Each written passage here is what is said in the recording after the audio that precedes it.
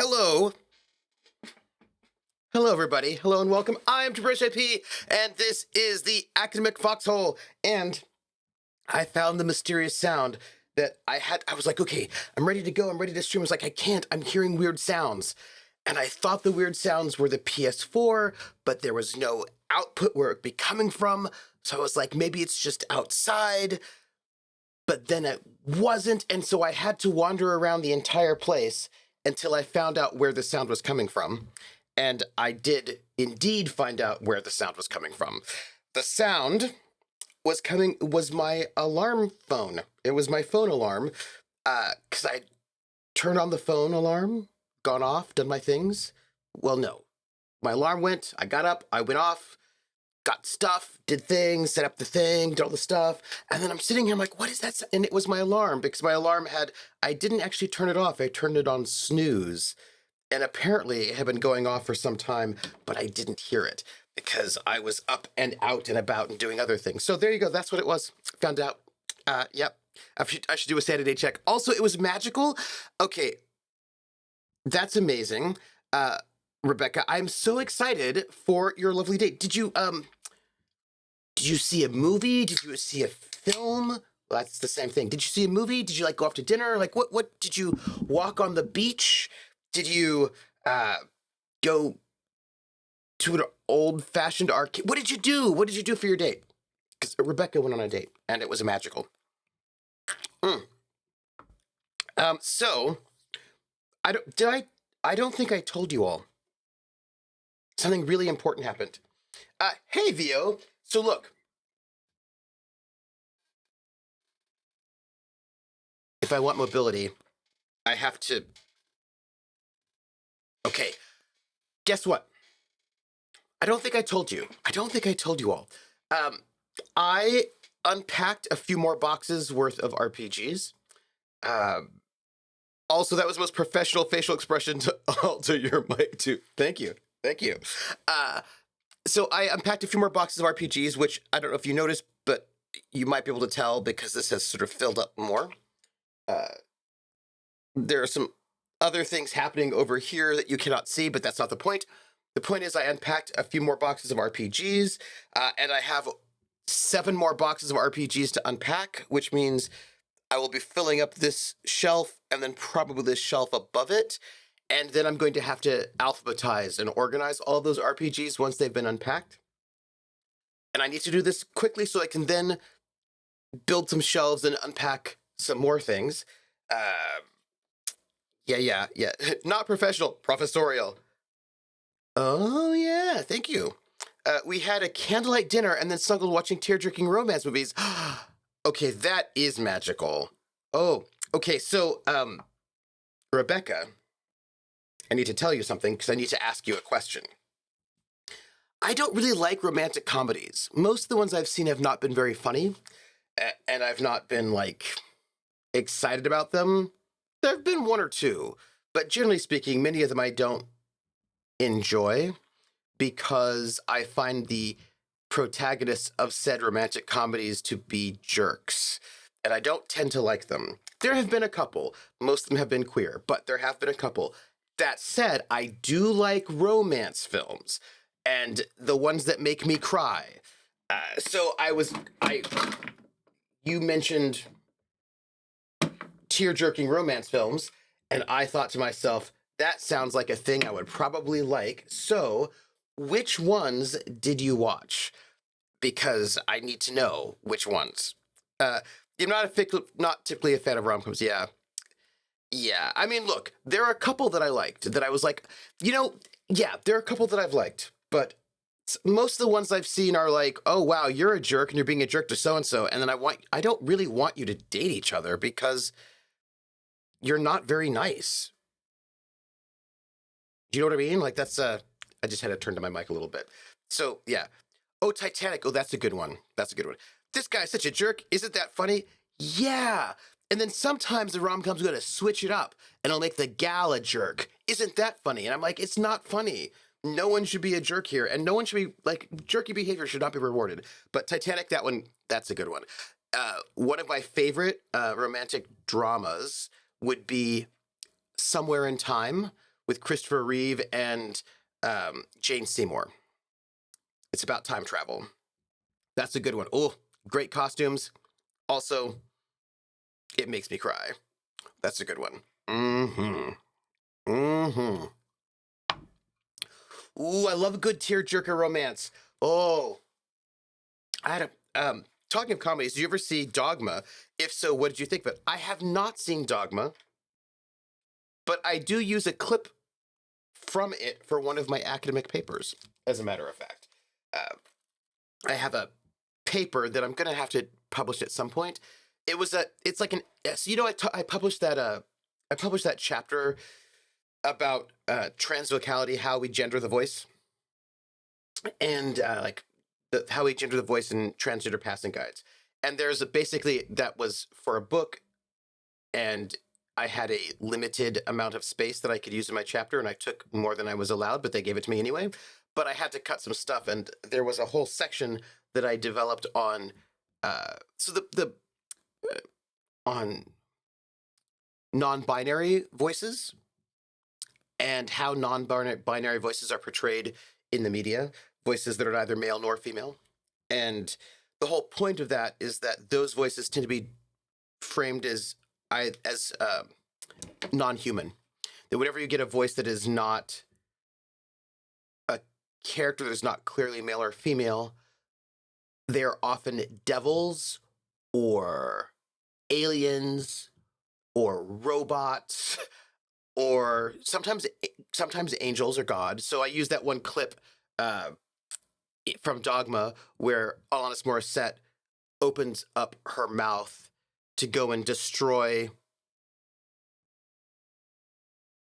Ben Affleck, and the voice that comes out in that moment, right? And so I use that's one of the many examples I use of sort of these how the media ends up making non-binary voices, and they make them sort of like call them these sort of impossible voices that are not actually able to be made by human beings.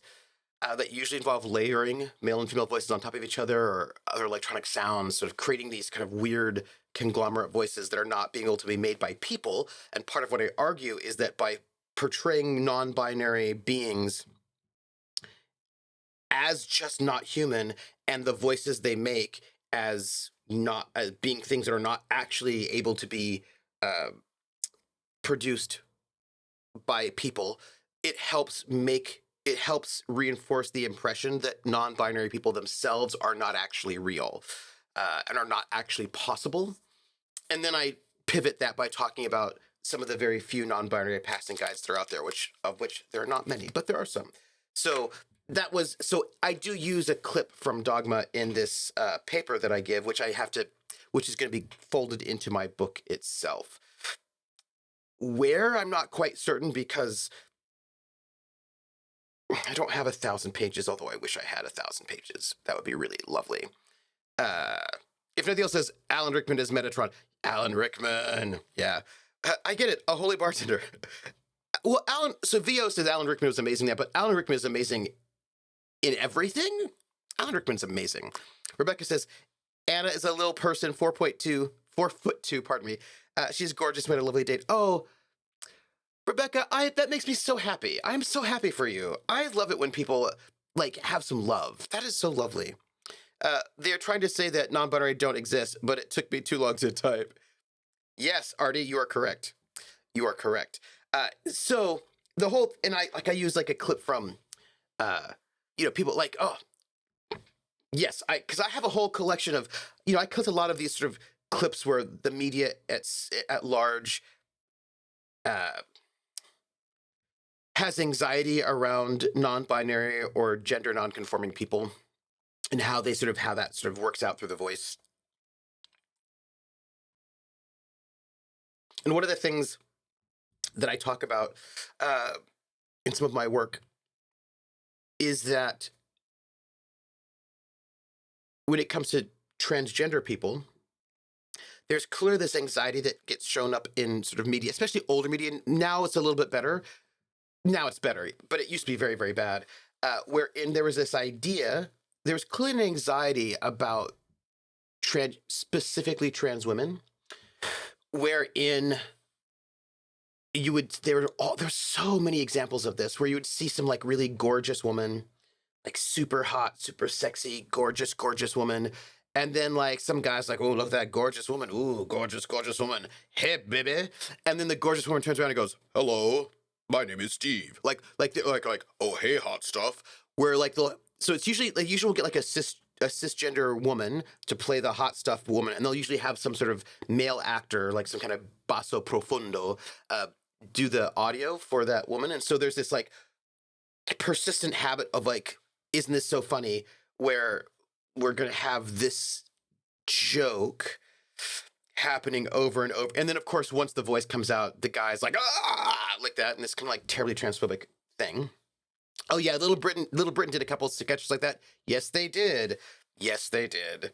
And that point, right, that's a part of like a, so there's a, oh y'all, so exciting. So there's this yeah, and it's sadly expected, right? And the thing is, there is I have to tell you that I am somewhat skeptical of various scientific studies, specifically scientific studies around a lot of cultural things. Like there'll be these things like, oh, people think this. I did a study, and I was like, do they? Or things work this way? Scientific study. I was like, there are a lot of scientific studies where bias comes into it. You know what I mean? And like unconscious bias that we don't know about. There are a bunch of scientific studies where that does not happen, but there are some where it does. And there are some times where I see a scientific study, I'm like, I don't know if I believe that necessarily. We'll see. And Atomic says, I would argue that Kevin Smith was arguing that God is non-binary just by using a female actress, and the concept that was that God's voice was, yes, that fits with my argument. Incomprehensible, and us hearing it as non-binary shows the duality of God's being neither male nor female. Yep. Kevin Smith has always been an ally, and it's unlikely his choices were an attack on non-binary individuals. So the thing is, Atomica, I don't agree that he's always been an ally. I think he might have always thought he was an ally. I also think that people who think they're allies can also do harmful things. Yeah, I would not agree with that one, Atomica. But for different reasons. But even if you make them God, right, they are still incomprehensible, and they're still not human. And by framing non-binary-ness as incomprehensible and inhuman, even if you mean it in a like, but it's God, it's positive, it's still actually dehumanizing, right?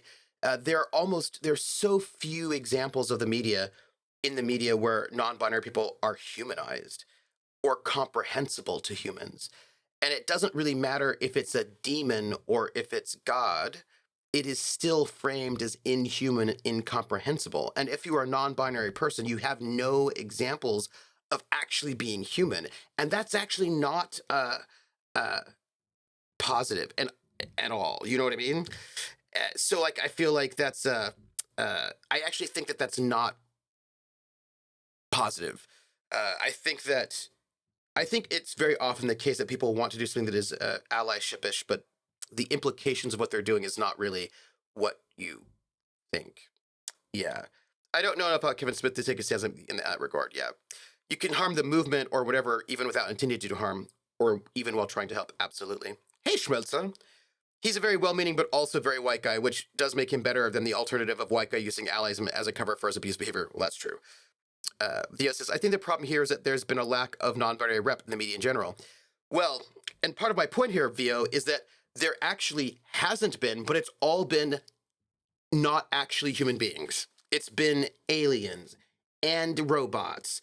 It's been the Borg and God and somebody possessed by the devil and also other weird aliens. Like that, all the ways in which we try to frame, whenever we try to frame the inhuman, we very often go for non-binary things, and that's not great. It's not great.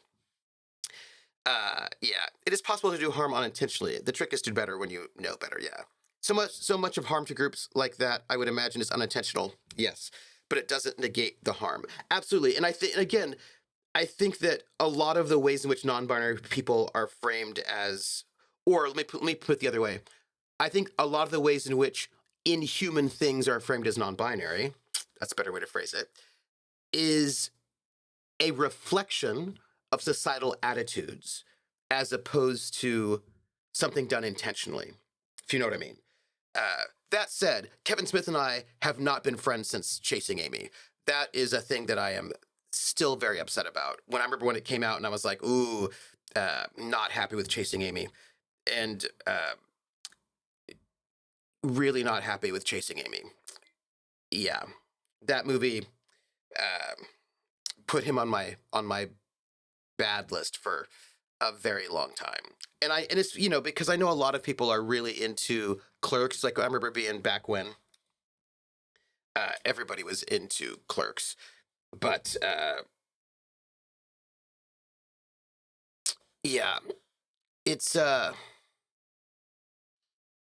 yep, yeah, because Clerks came out in '94. So Clerks came out in 1994. I was out of the country, so I didn't see it in the theaters. But like, there was a certain population of people that I knew who loved Clerks. It was a very much sort of like uh, a dude movie, and I knew a bunch of dudes who really loved Clerks. And then in '97, Chasing Amy came out, and yeah, that was a problem. Uh, that was a problem. Yeah, and so that was my first movie that I seen of his. So I was not, and then the kind of people who liked Clerks, not hashtag not all Clerks fans, but there was a certain kind of like dude who was often kind of sexist, but thought of himself as an outsider that was really, really into Clerks. And so I was just not into it. And then Chasing Amy made it not better for me at all. Uh, yeah. Gervais says also the context in which something gets made matters a ton. Something might look helpful in a vacuum, but in the context of the current society, it gets bad. Yeah, absolutely. Um, VO was 94 when you were in Germany with the military? It was. I was in Germany between 92 and 97. I came back near the end of 97, but that, yeah, it was between 92 and 97 I was in Germany. So I missed, there's a bunch of, so like I have this really weird, and side note, between 92 and 97 I was in Germany, but between 90 and 92 I was in the army, I was in basic training and then Korea. So I didn't really get a lot of American popular culture between 90 or any popular culture between 1992. Then I was in Germany, 92 to 97. And then I come back to the States and I go to undergraduate from 97 to 2001, where I'm like an undergraduate starting at 25 and very intense. So I sort of basically tell people I miss the 90s, which is sort of true if they're Americans.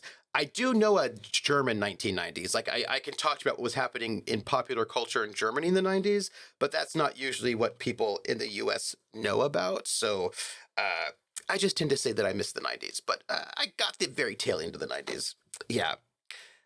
Rissa says, I'm hoping to see a little of Outer Worlds before I have to run off to my game, but I should have known better. Too many delayed chat streams. Oh no, I'm gonna, like, hey, it's only been a half hour. I'm very proud of myself for that. We're gonna get to the game before the half hour, before we hit the hour. I'm very glad.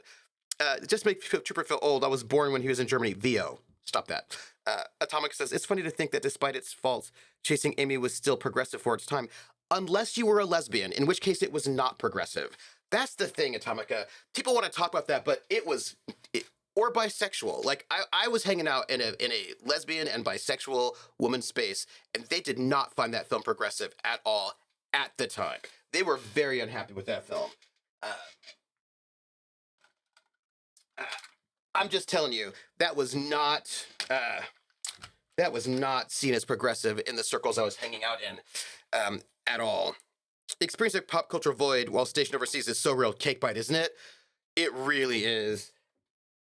We had Armed Forces Network, which is one channel that would give us American TV, but that's one channel for everything that was happening on TV.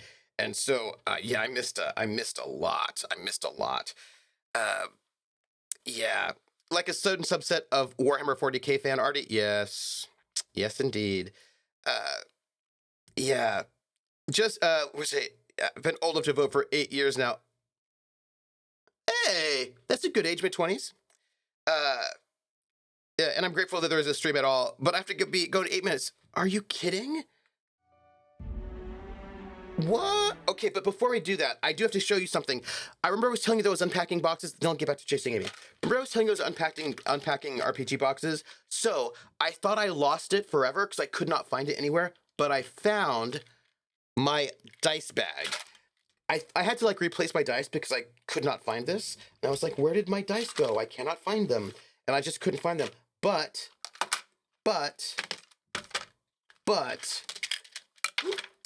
oops. I found them, including all of my GURPS dice, my little small D6s that I could, and more GURPS dice that I can roll huge numbers with. Or I suppose you could also call these Shadowrun dice. And I suppose you could also call them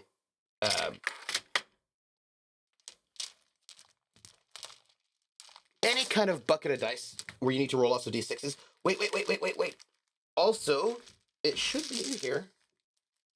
Is it in here? Hold on. It should be in here because I do own one. Or maybe that was the one that I had a D30, but I think I might have lost that D30 somewhere. I had a D30 from back in the 80s. From way back in the day, I had a D30, but I don't know if that one might be the one that is lost. But point being that I got my dice back, and I'm very excited about that, including like my heavy metal dice and all of my different colored D6s for more GURPS, my more fate dice. Anyway, I got my dice, is what I'm trying to say, and I'm very, very excited about that. That's because I thought they were lost forever, but they are not. I found them, although I am missing my D30. Yeah, so I just want to say that I'm very excited about that because I was very sad about not having my dice, but I have them. Let's see. I am. Oh, I found it. Troopers are the only one to make you feel old, says Rissa. Yes. Okay, half a second of loading stream doesn't count. I feel like it sort of counts. And I am also happy I found my dice. Carl says, I also relatively recently found a dice bag I thought I'd lost forever. Though the relative part is that it's been like 5 years because I found it when I moved out of my solo apartment. But, you know,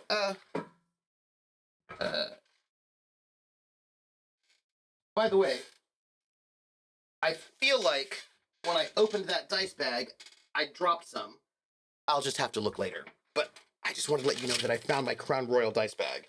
And I'm very happy I got that Crown Royal bag from somebody who drank Crown Royal when I was in the Army in the 90s. And so now I feel good about my life.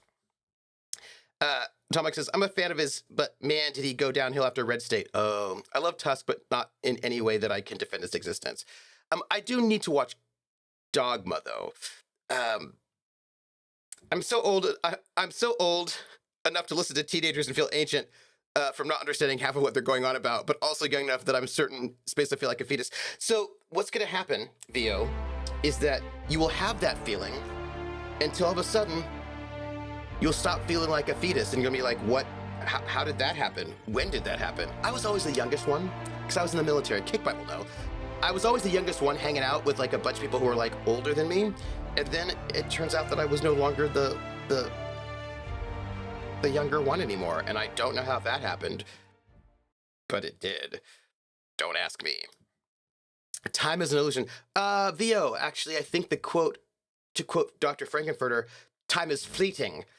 Madness takes control. So listen closely, but not for very much longer. That wasn't Frankenfurter, that was actually Riff Raff. I've got to keep control. I remember doing the time warp. Sorry. So let me see. Okay, I just looked up the plot for Chasing Amy as I was curious, and just yikes. There's so many issues just based on the short summary. Maybe the ubiquity of the Crown Royal bag is because there's so many military folks in gaming. Oh, I don't know. Maybe. I've never known anyone who actually drinks this stuff. Oh. That's a very interesting question. Also,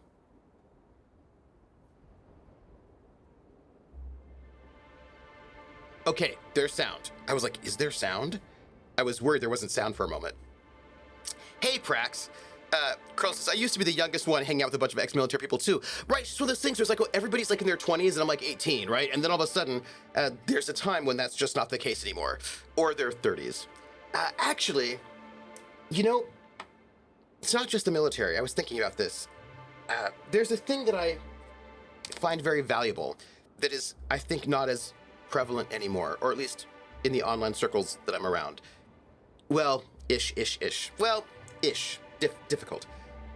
I'm used to a lot of intergenerational contact, wherein people who are in one generation associate and hang out with people from another generation. It happens here in the Foxhole. And I first started doing that when I was with gaming, right? I'd find people to game with, and sometimes they were in the same age range as me, but they were the worst. And then I found people who were older than I was, and I would game with them. And then I was in the Army, I was hanging out with people who were, again, not in my age range. So I have I grew up with a lot of intergenerational contact, which was great because I learned things about the world, you know what I mean? And that was wonderful, and it was like a great experience. But I get the sense that that is not so much what is happening nowadays, that there's a lot less intergenerational contact and also a lot of suspicion around intergenerational contact. So, you know, that's a thing. Time is Illusion, Breakfast Time, doubly so, Douglas Adams.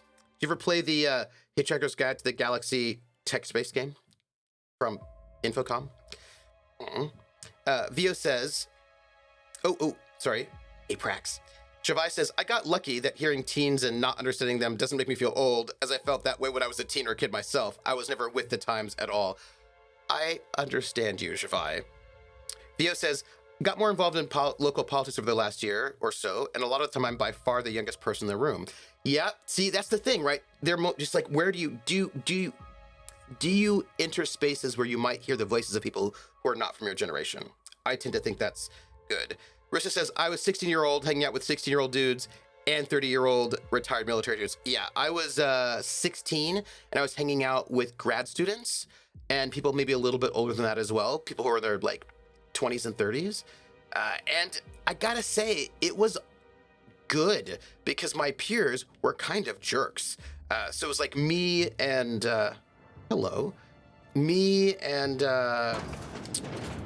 two other of my high school friends and a bunch of people in their 20s and 30s. And I remember my parents were like, we're gonna go meet these folks. So they went and they met them. And they're like, okay, these folks are cool. And then I was able to go and game with them for like 6 or 7 hours at a time,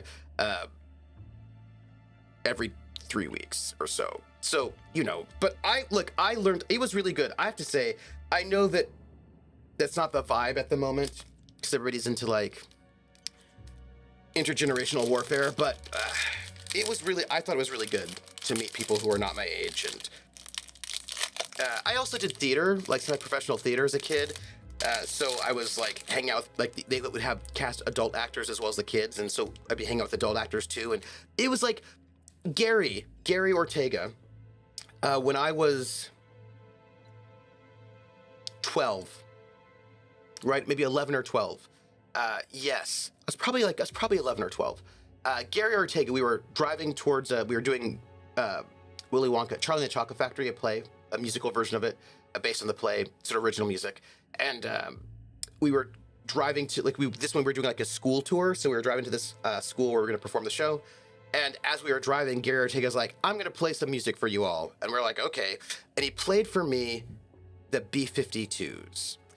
And it was, hold on, I can tell you.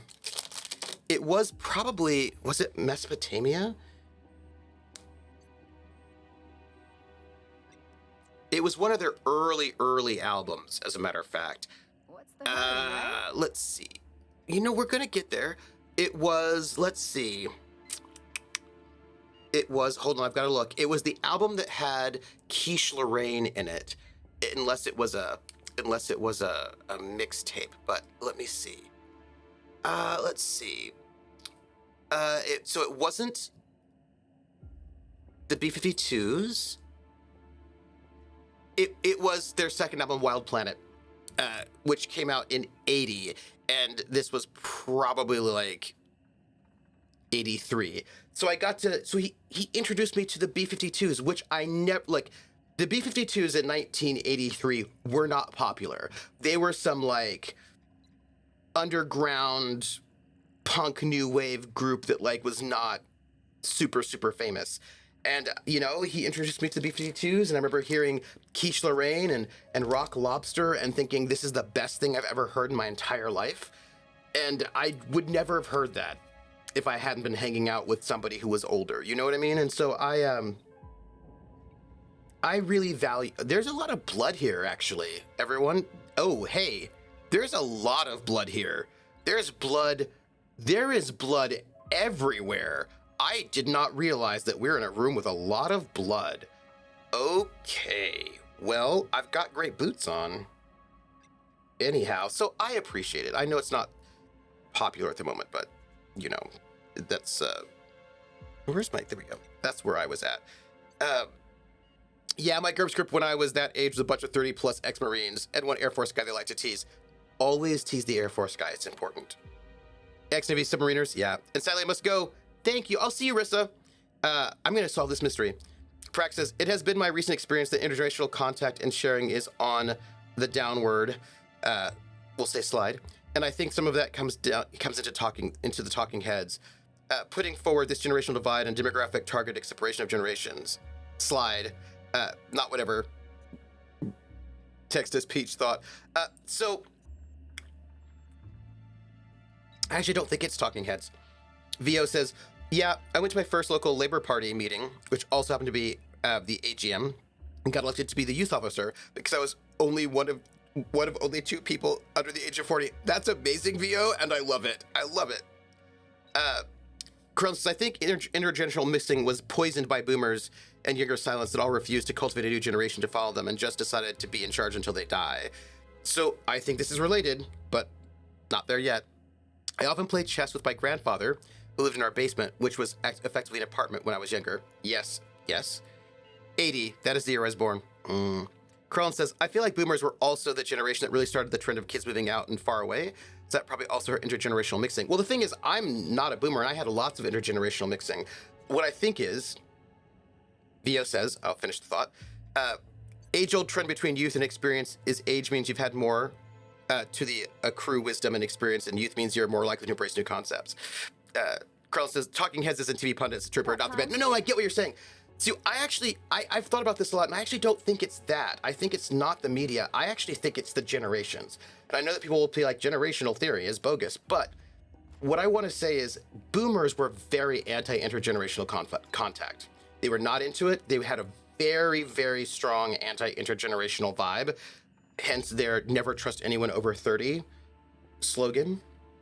They were also very righteous, tended towards black and white thinking, were very, very very polarized in a very polarized time. The 1960s were a very polarized time, with a lot of sort of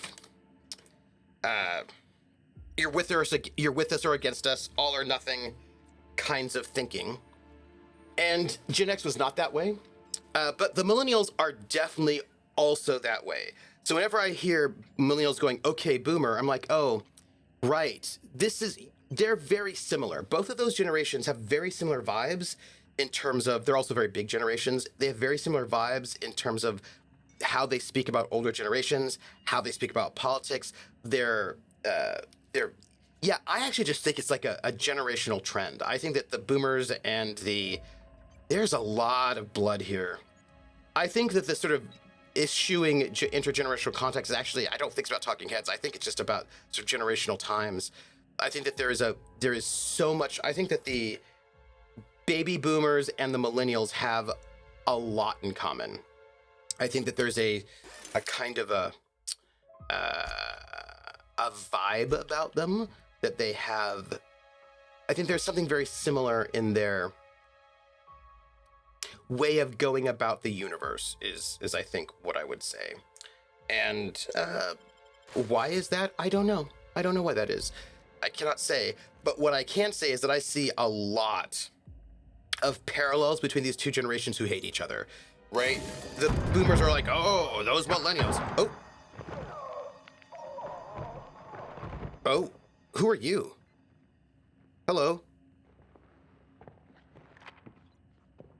It's you. Hi. I had a feeling you'd catch up to me sooner or later, Inspector. I was just hoping Hey. you'd find me standing over the administrator's corpse. What in law's name? Halcyon Helen, how are you still alive? It's Oh, her. Is that Ludovico I hear? Perfect. I'm so glad he's still in the building.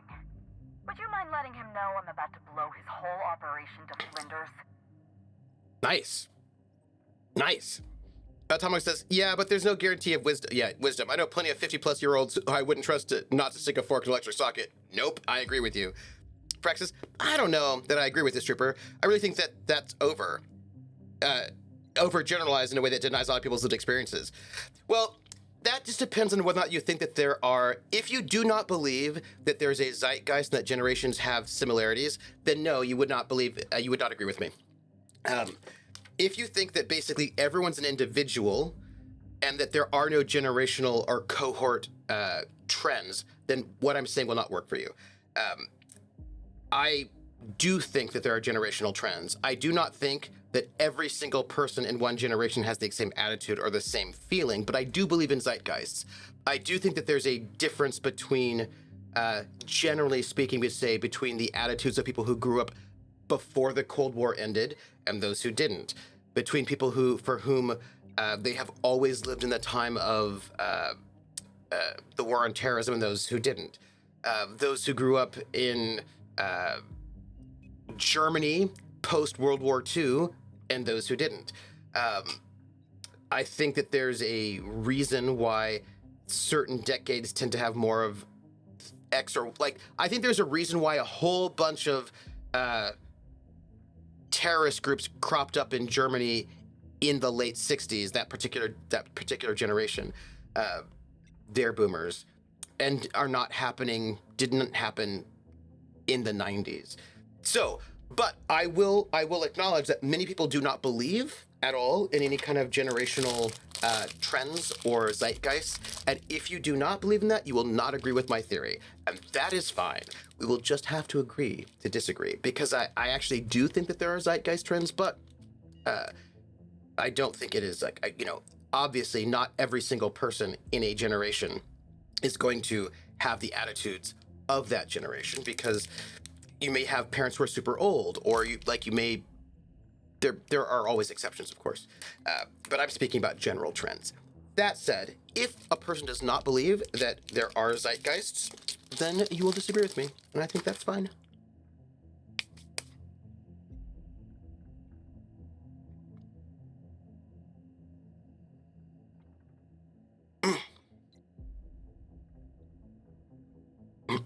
Her stuntables murdered?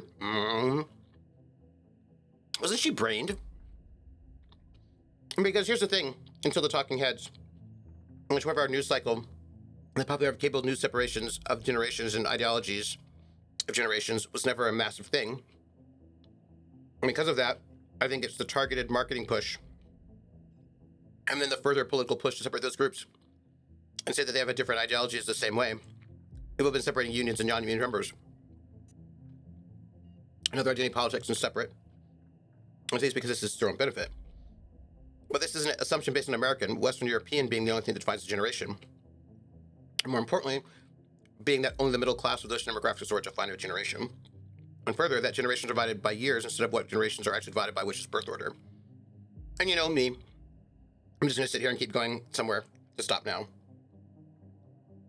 The major difference between generations is the boomers had a working post-war economy. They give them a good chance of a white picket fence life. The kids coming up now have a post-war economy that is crushed, and they're basically being told you will never yet have a home, no matter how hard you work at. Suck it up. Well, I think that's not the only major. I think there are a lot of differences, right? And also, it's not true that we haven't cared about generations before the 24-hour news cycle. That's just not true. People have been talking about generations as far as, at least, I mean, most of my intense study has been from, in popular culture, has been from like the 1860s or 70s onwards. I mean, I know I've got stuff from before then, but when it comes to like really focusing on popular culture, especially mass popular culture, really getting in the mid 19th century onwards. But they've been talking about generations in fairly intense ways going back well over a century. I mean, in the 1920s was a really big one, but also a little bit earlier as well. There was a whole thing, right? Like, I have got interviews with people written down from back in the day where they would say things like, oh, in the Comedian Harmonists, one of the band members was born in 1899 or in 1898. All the rest were born like 1900, 1901, 1902. And the interview's like, oh, yeah, well, you know, Max Erich Collin, he was born in the last century. He's from an older generation. You can tell. And I was like, he's just 2 years younger than you are, whatever, right? But they were like, made a big deal about it. And this whole like in many ways, this particular kind of like modern generational divide. And they called them the lost generation at the time. There's a whole discussion about how they were very different. So that was like sort of like those generational things were happening, and generational discussions of generations were happening in the 60s, of course. There was a lot of talk about it then. So like this talk has been happening for well over a century. It is certainly not just since we have the 24-hour news cycle. And when we talk about generations, since I'm talking about a zeitgeist, I'm not talking as if this is cultural, right? It's not genetic. I'm not saying that the same attitude's going to hit the entire universe, but in ways in which the boomer generation in continental Europe's a little bit different than boomer generation in the United States, but they still talk about those generational differences there. And yes, it tends to focus on the middle class because everything when it comes to sort of larger cultural trends tends to focus on the middle class if you have a large middle class. But as I said, just because there's a zeitgeist does not mean that every single individual person is a member of that zeitgeist. And I think it's always fair to say I'm special and different, and I'm not like other people, and I don't have the same attitudes and feelings. And there are a lot of ways in which that happens. Like people whose parents are a generation older are often a little bit different. People who have much older siblings are often a little bit different. They have different sort of references and all of that. But yeah, the 24-hour news cycle really kind of starts in the 90s with the OJ trial and all of that, and that's when it really starts happening. But this has been going on for much longer than that. And again, though, I think it's totally fair to say, no, there is no such thing as a zeitgeist.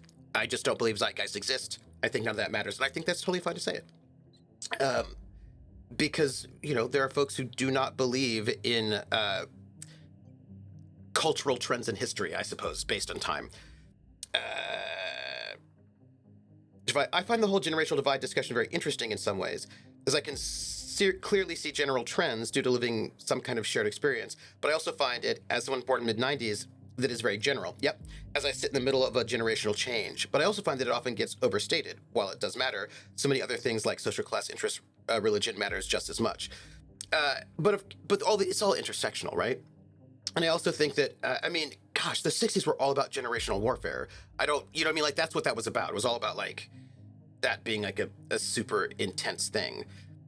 And it's important to note what will count will depend on how we're defining things a little bit. But, of course, the edges are always going to be messy, right?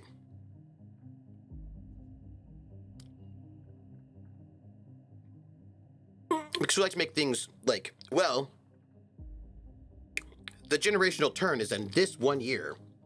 And that's always going to be messy. That's never going to work out so well. And in some countries, it'll be more important than others. But you know, they even talked about this in China. That whole particular Tiananmen Square generation, too. I mean, they will work out in different ways in different countries. Immigrants are going to have a different situation as well. There are a lot of variables. But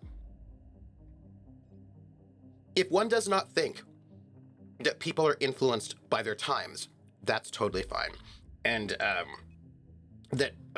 if one doesn't believe in zeitgeist, that's fine. I'm one of those people that thinks that there's really no point arguing about things that people are just not going to agree on. And if I'm talking to somebody and it's very clear to me we're not gonna get anywhere, we can just drop the conversation, because I think it's fine for people to think different things. And I also think if you know what I mean, that's yeah. I'm just not into a lot of debate that doesn't go anywhere. And let's see. Now that's a fair question. You want to explain how you're still alive? Brace yourself, Inspector. You're about to learn the biggest secret in the Aetherwave industry. What? Halcyon Helen was never one person. I shared this role with my twin sister, Belinda. Oh no! Twin. The only thing worse than being an only child has gotta be having a perfect sibling. Can you imagine the parents? Belinda and I were the best kept secret in the Wow. business. Nobody Wow. knows apart. And certainly not a peevish, petty, miserable little worm like Quentin Ludovico. Her Then sister I was discovered murdered. the truth when I realized what Ludovico was about to unleash on this colony. Belinda paid the price. Wow. Wow. I am sorry about Belinda. So am I. I'm sorry I wasn't there for her. Now I know why you had to I'm sorry I couldn't protect her. get Killing double the food. administrator won't bring her back, but it'll feel good. I see. I have no regrets. I did exactly what I had to do. I'd do it again. If it means defending Halcyon's future, I'd do it in a heartbeat. Tell the truth, Ludovico. There's nothing safe about Spectrum Brown. You want to infest this entire colony with those disgusting parasites. They're not parasites. These creatures are symbiotic life forms. They belong to the highest order of life forms, capable of living in perfect harmony with humanity. The symbiotes evoke a feeling of joy in their host, a bliss so pure, so profound as to render the most exquisite recreational substance obsolete. Oh, don't you see, Inspector? I want to bring joy back to Halcyon. I want this colony to smile again.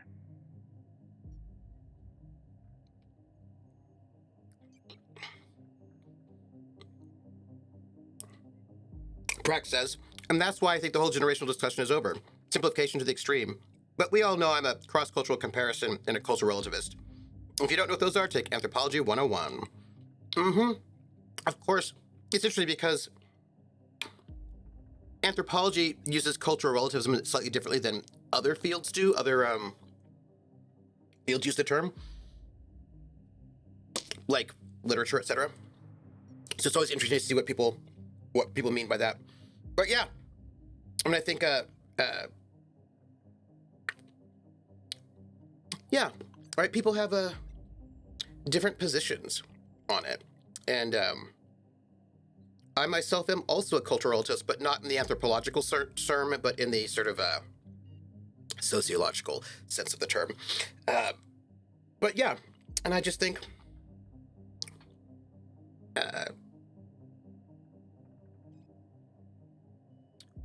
how are terms used?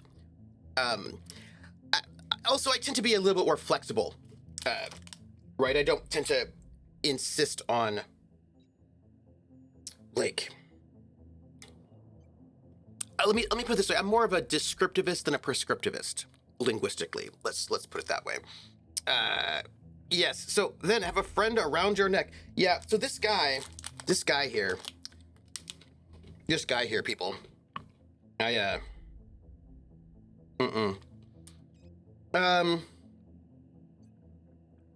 They're not symbiotes. I've seen the way the infected behave. A host only turns violent if they're carrying too many symbiotes, or if they see you as a threat. In its natural state, the relationship between symbiote and host is perfectly harmless. Listen to me. I never wanted to take a life, but I had no choice. I couldn't let anyone destroy this colony's only chance at real happiness. But what about Helen? What about all the innocent people she's killed? No one I crossed off was innocent. That was you in the labs. You killed Dr. Blossom. Have you met Dr. Blossom? She was practically a reptile. A cold-blooded psychopath who toyed with human lives in the name of scientific advancement. Leora Blossom wasn't a person. She was a weapon in Ludovico's arsenal. You call it murder? I call it disarming my enemy. But I know you killed the Rangers mascot. The mascot was a spy working for Ludovico. He was ordered to keep an eye on Belinda and I, and report back to his master. You're being paranoid. I barely knew the fellow. I don't believe you, Ludovico. Anywhere Belinda and I went, that mascot was there, just watching us with those cold, dead eyes. Just how many people have you killed, Helen? Ludovico murdered my sister, Inspector. He killed Belinda with his own hands.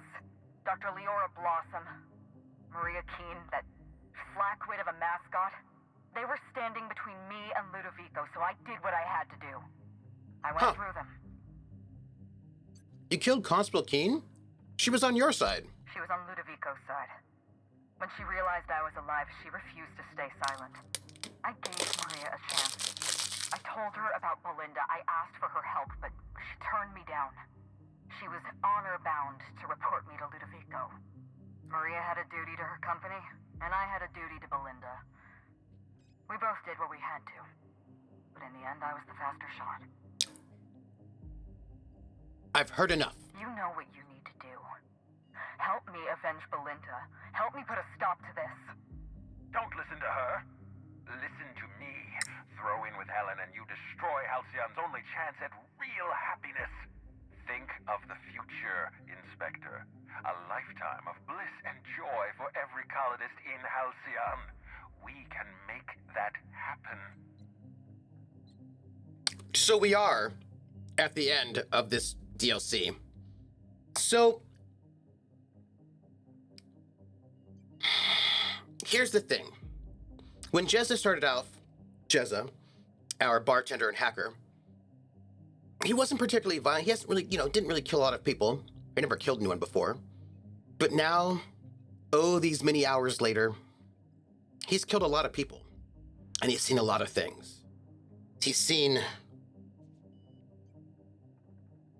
a lot of terrible things. He's seen the worst that this colony has to offer. And the worst that it has to offer is corporate malfeasance and exploitation. Maybe Helen killed some people on her way to get revenge and save people from a terrible, terrible fate. But is that so wrong? I don't think it is. Yeah. Yeah, Helen, I'm with you. Ludovico's out of his mind. The lesser of two evils, I suppose. Let's get... We don't have a lot of time. We need to get out of here. Oh. Not so fast. I've sealed the bulkhead doors. You're staying right where you are. I'm sorry to do this to you, Inspector. Truly I am. If it's any consolation, Helen has brought some remarkably powerful explosives. Your death should be instantaneous. Goodbye, Inspector. Helen, we won't meet again. Damn it.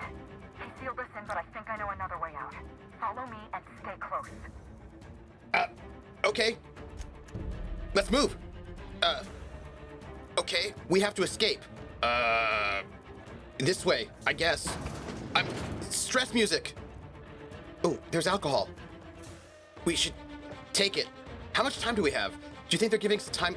Oh, wait. Also, I need to eat food. Wait. Okay, but there's stuff here, and I want to loot it. All of it. Oh gosh. Do we have time to loot everything? I hope so, because I want to loot. I know that we've got an explosion happening. We should eat food. Hold on. Here. Trooper, you don't have time to loot. Stop looting. Okay, you're right. We probably don't have time to loot. Okay, we got it. Okay, this one right here, though. Just this one right there. That's it. We're looting. That's it. We're done. No more looting. Okay, wait. I have junk. We're gonna just sell the junk right now. Okay, wait. Sell junk. Okay, junk sold. Okay, let's go. We've got to run. Burn this Metro Brown. Okay, good. I did it. I'm going. Just run. Head through that door. There's another way out. Got it. running. Okay. Ah. Ooh. Okay. Ooh. Gosh. Things are exploding. No, no, I'm not gonna die. I just, here, wait, here. Here, okay. Oh, pick the lock. Okay. Look, see, I'm not looting. No, no, no. Stop looting. I just had to, okay. Oh, gosh. This is... Oh, okay, there's a switch. Oh, okay, I see it. Gosh, there's fire. This is a very Halcyon Helen sort of thing. There's like fire and madness. Nope, that's not it. This way. Ah! Drama. Wait. Oh my gosh. Okay. Quick, let's run. Ah! So I feel like I'm in the middle of a Halcyon Helen sort of switch. Serial right now. Okay. Oh, hey, I just saw her running by.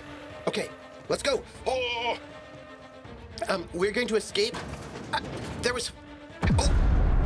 Who? This is... This... Made it. Nice work, Inspector. We may have put a stop to Ludovico's operations, but he's still at large. He's probably gone into hiding, so we're going to root him out. Tripper died the way he lived, over encumbered.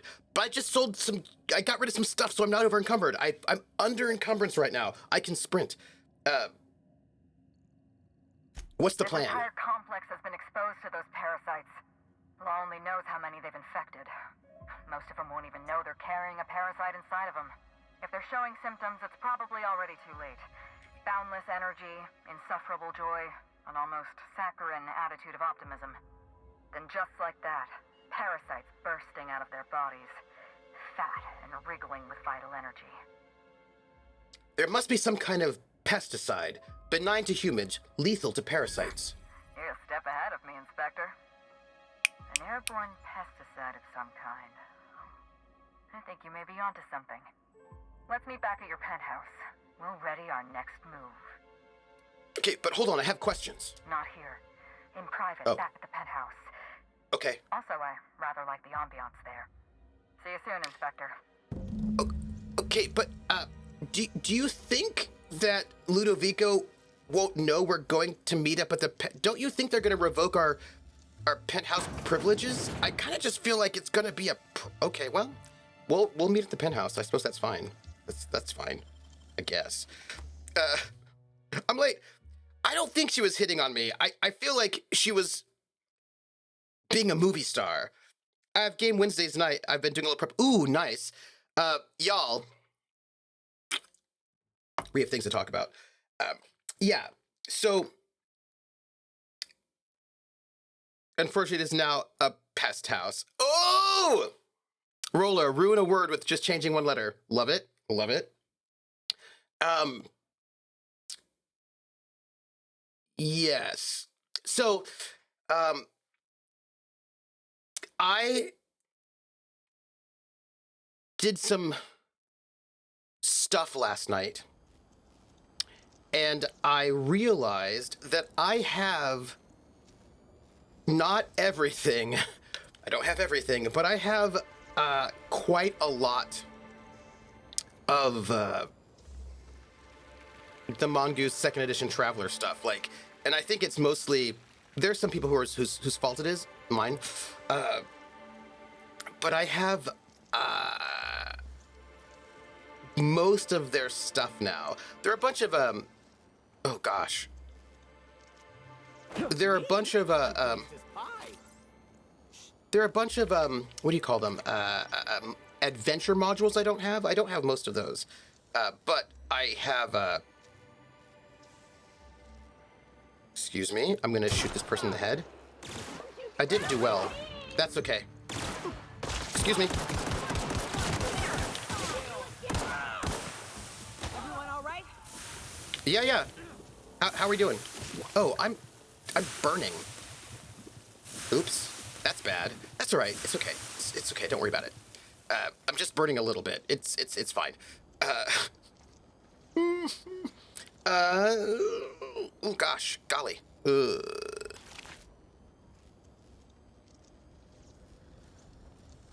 this is bad. We're gonna have to go and shoot a lot of people on our way back to that hotel, aren't we? I'm also over encumbered.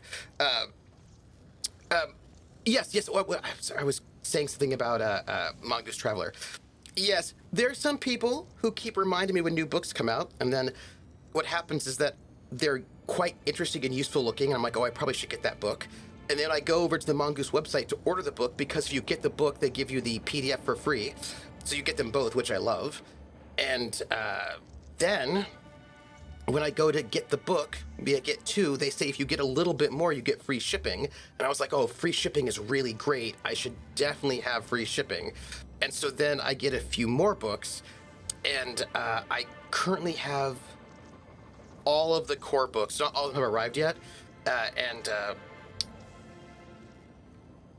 Yeah, I have a lot of Mongoose Traveler, and I have a lot of thoughts. Yeah. Yeah, but why does she need ambiance to talk? I think she just likes living in the lap of luxury. We have to figure out what newspapers were in Atlanta, Georgia in 18... Ooh.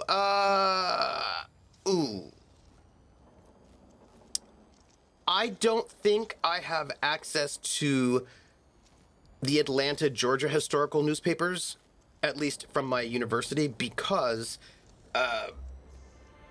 my university is kind of a little cheap.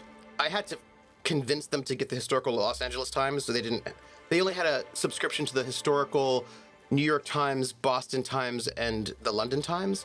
They didn't have the LA Times, which I was like, hey, I do film. I need the LA Times historical, so they certainly don't have the Georgia papers. They might have access to some historically black papers out of Georgia. They might do. But I feel like you can look at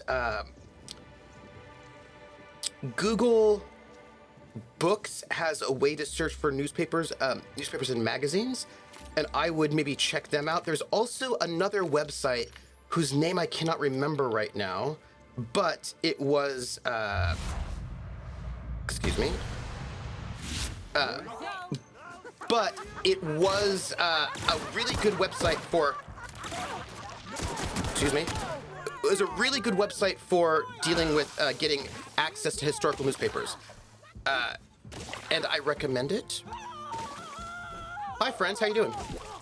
Oh, is that person still alive? Nope, they're dead. I'm being hit by goo. I'm also gonna be really over encumbered, but that's okay because we can deal with that. That'll be fine. That'll be fine. Yes. So I wish I could remember this name. But there's a website that has a lot of newspapers archived. Yeah, sadly, you have to pay for it. But I was able to get some stuff from Spokane. They have a really good collection. I don't think it's newspapers.com. Oh, it might be. But there's a website, and that might at least help you figure out what the names of them are. What was hanging out in the 1870s. Because then you can, like, find stuff. So that might... Well, hold on. First, let me get inside the hotel. Actually, no, let me save. Let me save the game.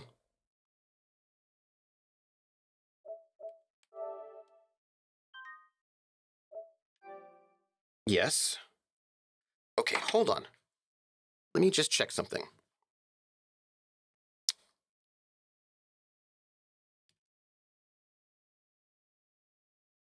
Actually, you know what, though? I might be wrong. I do think we have a collection that is a collection of early newspapers, like 19th century newspapers. So, okay, so the Atlanta Journal-Constitution, yeah, so it's, yeah, I was right. So, newspapers.com is the website. And they have the Atlanta Journal-Constitution from 1868 to 2023. And they've got clippings in there. Newspapers.com's got everything, although they are not actually free. You need to get archive access, which costs money, which I don't like to spend. Although I suppose you could get it per month and then just cancel, like, spend like purchase 1 month worth of the thing and then download as much as you need and then cancel after a month. I suppose you could do that. But newspapers.com does have the Atlanta Journal-Constitution. Let's see. What else do we have? Atlanta. Yeah, so that's what you got. You got the Atlanta Constitution is the one that they have got that goes back to the 1870s. The Atlanta Journal's from 1889, and that's in the Library of Congress. So that will not help you. But the Library of Congress might also have things for you, actually, because the Library of Congress does have an entry for the Atlanta Journal from 1889 to 2001. So that might be interesting. Let's see. There's the Atlanta Georgian. Let's see. Let's look for dates. Let's look for 1800 to 1899. Let's see what we've got here. And then let's go with newspaper. Library of Congress will at least get you somewhere where you might want to be. And then let's go with titles. Okay, so there's the Memphis Daily. That's Memphis, Tennessee. So hold on. I think I need to get City Atlanta. I think if I do that, I'll narrow it down. And then maybe I can, let's see. The Atlanta, no, that's too late. You don't want that one. You don't want that one. That's all 1880s. You're 1877. So not that one, that one, that one, that one, that one, that one. A lot of these are so a lot of these happen in the 1880s. So they're a little bit later than your time period, but I feel like that one would be the one you'd probably want to go to. The People's Party paper, Atlanta, Georgia, 1891 to 1898. Ooh, I should look up that one later. Yes. So, Library of Congress, newspapers.com, and I think we have access to I think my school has access to a database for like much earlier newspapers, like way historical, which might have something. So I check Google Books, filtering by newspaper and magazine. I check newspapers.com. I check the Library of Congress as places where you might be able to get access to Atlanta newspapers from the 1870s. Yes.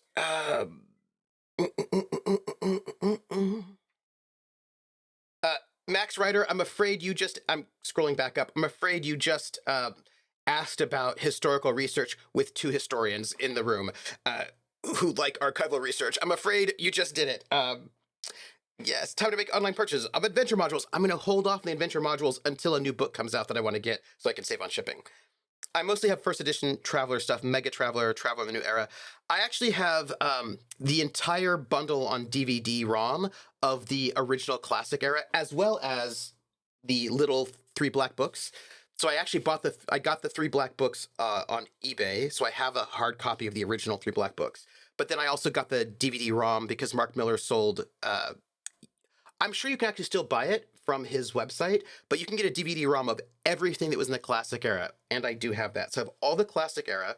I've got most of the second edition. I've got a Mongoose second edition. I've got 1 or 2 Mongoose first edition when I thought they'd be useful. I've got a bunch of GURPS Traveler. I don't have all of GURPS Travel, but I've got a bunch of GURPS Traveler, and I think those are the only. I think that's mostly it.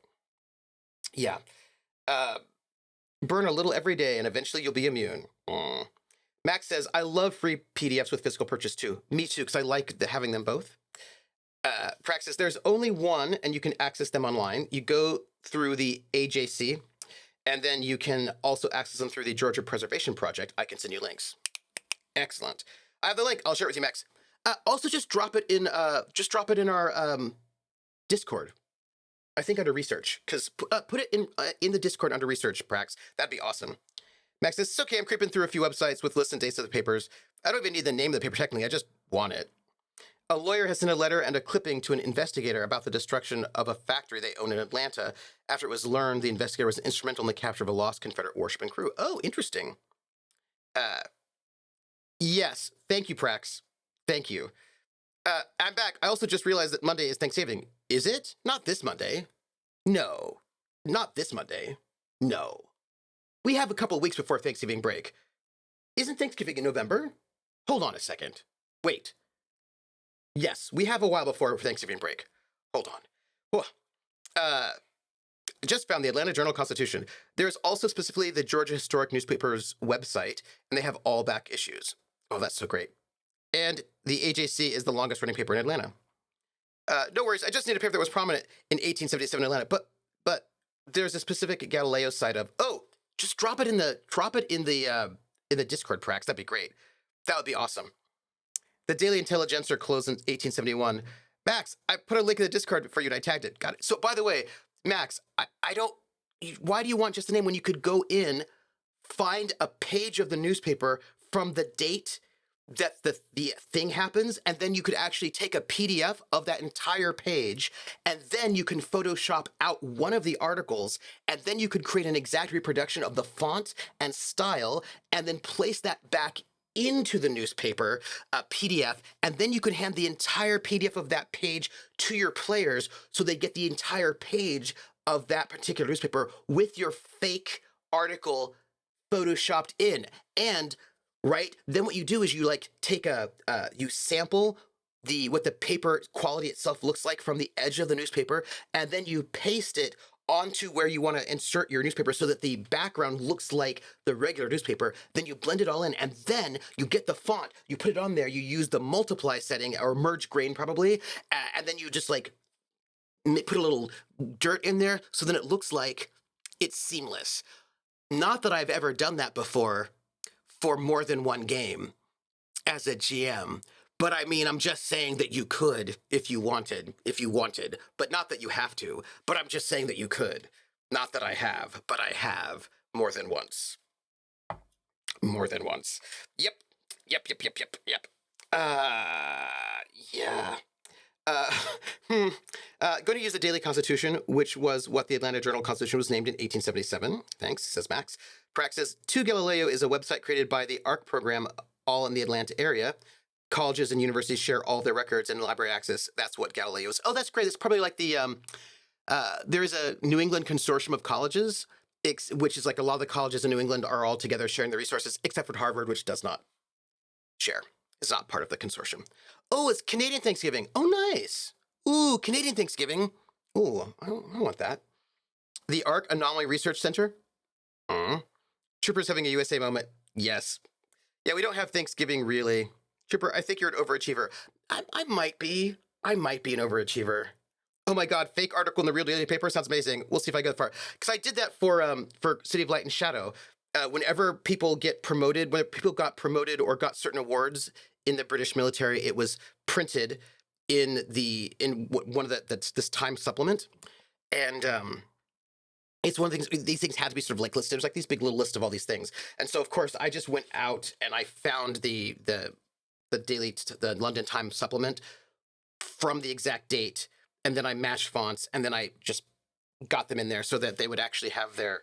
And then I actually also made their award certificates, and then I found the signature of the Minister of War from that date, and then I copied the signature of the Minister of War from the early 1940s, and then I put that onto the fake certificate. Yeah. So anyway, the point is that I might sometimes do that sort of a thing. Yes, actually, that's that certificate. So those materials that I did, I made. I don't do a lot of extras for Patreons because I like to not have things paywalled, but I will do like little props or things like that sometimes as Patreon extras when I sort of get around to it. And that one actually was a Patreon extra. And I've got to go. I've got a couple other new Patreon now that I finally got through the stuff for this. There was a lot of prep I needed to do to get them to number one, even though I don't think they're going to stay in number. This is in Traveler. There's a lot of prep I had to do to get them to number one, or that I wanted to do, even though I do not think they're going to stay in number one very long, because there's not a lot to do in number one right now. I mean, they might do their own thing. They might just come up with their own shenanigans and cause trouble in their own way. But in terms of like things that are happening, there are things that are happening, but they have not yet hit number one. There are also things happening in number one. So I don't know what they're going to do, but I feel like they're going to get to Assis this season. Maybe not, but I feel like they might. Anyhow, so I had a bunch to do that I want to do to get ready for this thing, and there's a bunch of like extra stuff I want to do, and there's other stuff I've got to do, blah blah blah, very busy. Anyway, the point is that now that I've got them set up in #1 for at least another week or two, maybe longer, you never know with them, I think I'll be able to have time to finally get the Patreon after action report done for the last season, because I need to write the report and after action report for the last, basically the season that ended with Crash Jones ending right before Traveler starts. And so I've got to do the report on basically what happened with Vampire and Crash Jones and all of that. And I have started that particular after action report. I just haven't finished it because I've been so busy. But I'm really excited to finish it up. And when I do that, when I also want to give folks the cards that I made for Crash Jones, because like I've got Crash Jones props I want to give you all. Anyhow, that's where I'm at with that, but that's not the point. I'm going to read chat.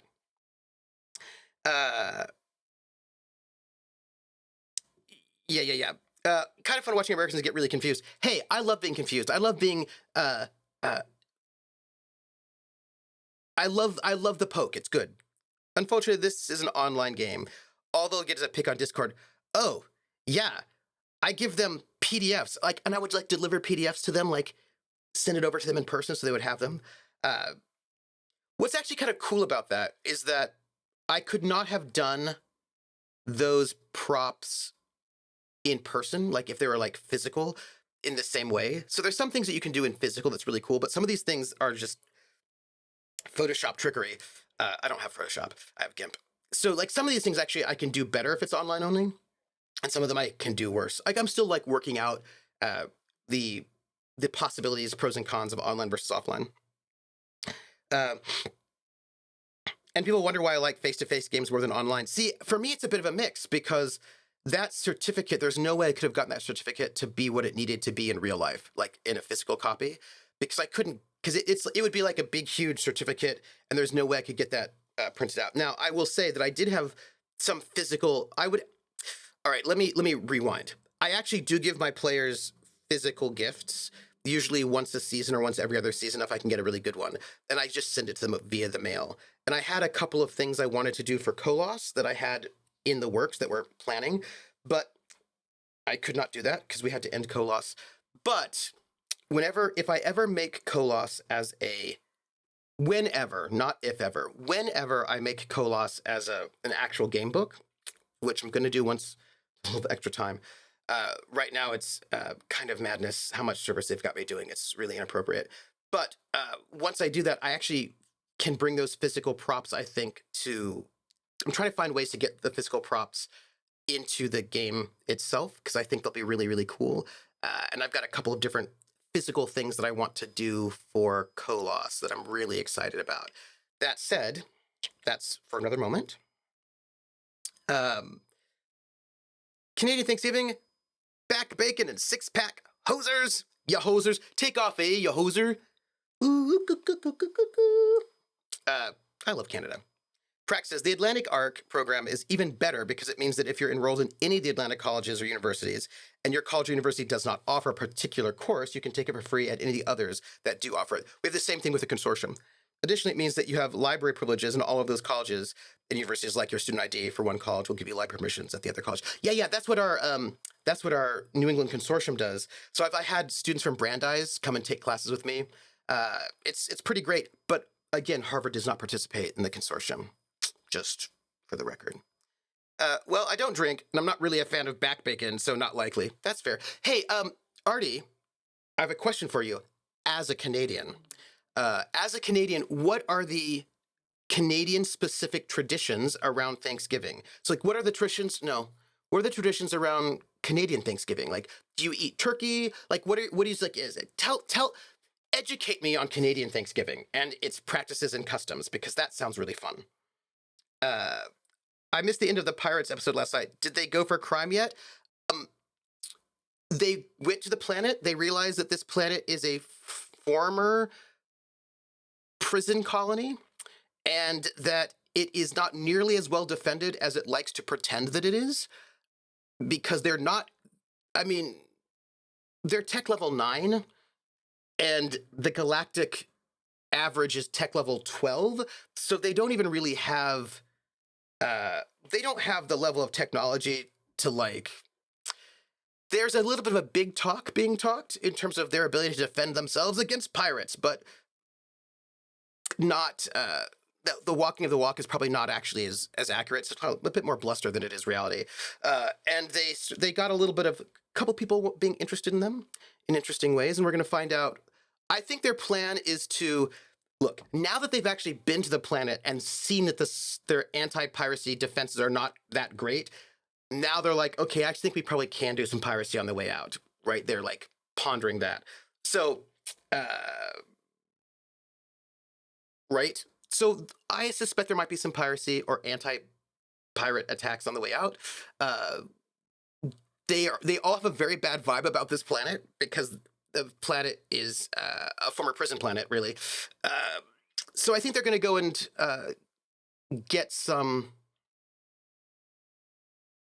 make some contacts, get some stuff, and then get out. Yeah, we will see. We will see. I have something to share about that too. Well, to be fair, number one doesn't take too long usually, at least not compared to number two. Already, that's true. Max says, I named the Atlanta lawyer who wrote him Hilliard Parrott. Oh, nice. If I had thought of this sooner, I would have mailed him the letter. Should have done that. See, that would be really great. Oh, Max misses the Great White North. Aw. Already might have an answer. Similar to Southern Thanksgiving. Oh, say more. Yeah, pretty similar. Turkeys and all that. Trooper, are you saying they don't have no, Krellin, that is exactly what I'm saying. What I'm saying is they don't have the range. They do not have the range. I'm sure they would love to have the range, but they do not have the range. And if I recall correctly, they may not have the technology to build jump-capable ships. Well, they certainly don't. They certainly don't have. They cannot build jump-capable ships with the starport that they have. Their starport cannot build jump-capable ships. They could only build small crafts like shuttles. I have to double-check, but if they have the technology to build jump-capable ships at all, which I'm not certain they do, they might. It's probably only Jump 1 capable ships, and they are, which can get them places, but, you know, I'm just saying that they have a big talk, but their ability to project force into space is not as big as their talk. However, they do have a very aggressive ground militia for reasons. I also need to sell some stuff and break down some stuff, which I think we can do. Speaking of which, let's repair all of our stuff. We are over encumbered, but we can take care of that once we get back to the penthouse suite. I don't think it'll be that big of a problem. This, I think, is the... Oh, what is this? Nice. What the? I was going to wash my hands, I swear. I don't know what you're up to, weird hotel guest with awesome mustache. I really felt like there was a... what do you call it? I'm gonna just... Oh. Hey, this is Halcyon Helen's sister. Ooh. I'm not gonna talk to that person. I'm gonna just walk out. I just felt like there was... Oh, you know what though? Do we have vending machines in our room? Because I feel like there are vending machines down here somewhere, and I wanted to just sell some junk while we were at it because I'm trying to be responsible. Let's see. Yeah, see, there's a vending machine right over there. I knew there was one down here. Walking. Wait, no, Max, the planet is Tech 9. If you look at the Traveler map, it says that they're Tech 8, but they're more or less Tech 9. They've got some variants, but you can call them Tech 9 for... Ooh, yeah, I'm a little bit over. I also feel like I need money. So, yeah, so they're Tech 9. not universally so, but okay, I would like to sell things. What can I sell? This is tricky because I want to break down a lot of these things for weapons parts because I feel like I might need them. But, well, let's see. Is there anything I might be able to, that I might feel comfortable selling? Maybe. I've got a lot of food, but I tend to want to eat that. I don't feel like I need to sell a lot of that stuff. I suppose, you know what? We'll probably just break things down because... Oh, you know what I can do? Hold on. I know what I can do. I'm going to sell anything above 10 in my mods because I feel like I don't need more than 10 of something. And that will also have me... That will take a decent amount of weight off my encumbrance, I think. And then Krellin will be proud of me. Just, you know, because he says you should not be so encumbered. And I have not been encumbered in this game for a while. This is not the Long Dark. I've been very good, and I have been trying very hard to be responsible. And, you know, I have not been super over encumbered in this game for quite some time. So that's something I feel like I should just say at least. I do have more questions about Canadian Thanksgiving, though, that I want to ask. Oh, also, I want to say something about number one and what I was doing as a GM for way too long that I don't need to do in the future, but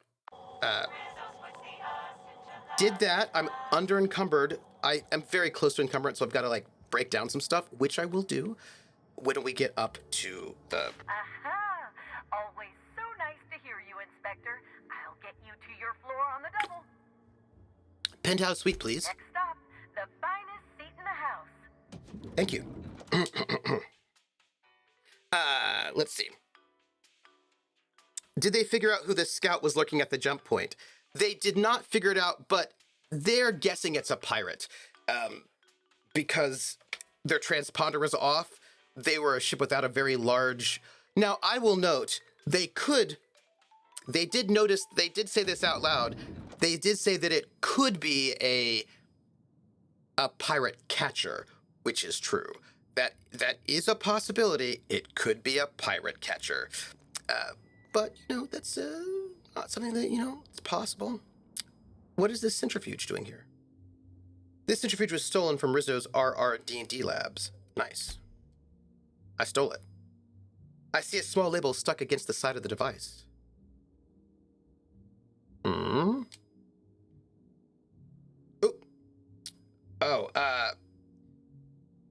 Rizzo's proprietary technology, so easy a Spacer's Choice worker could use it.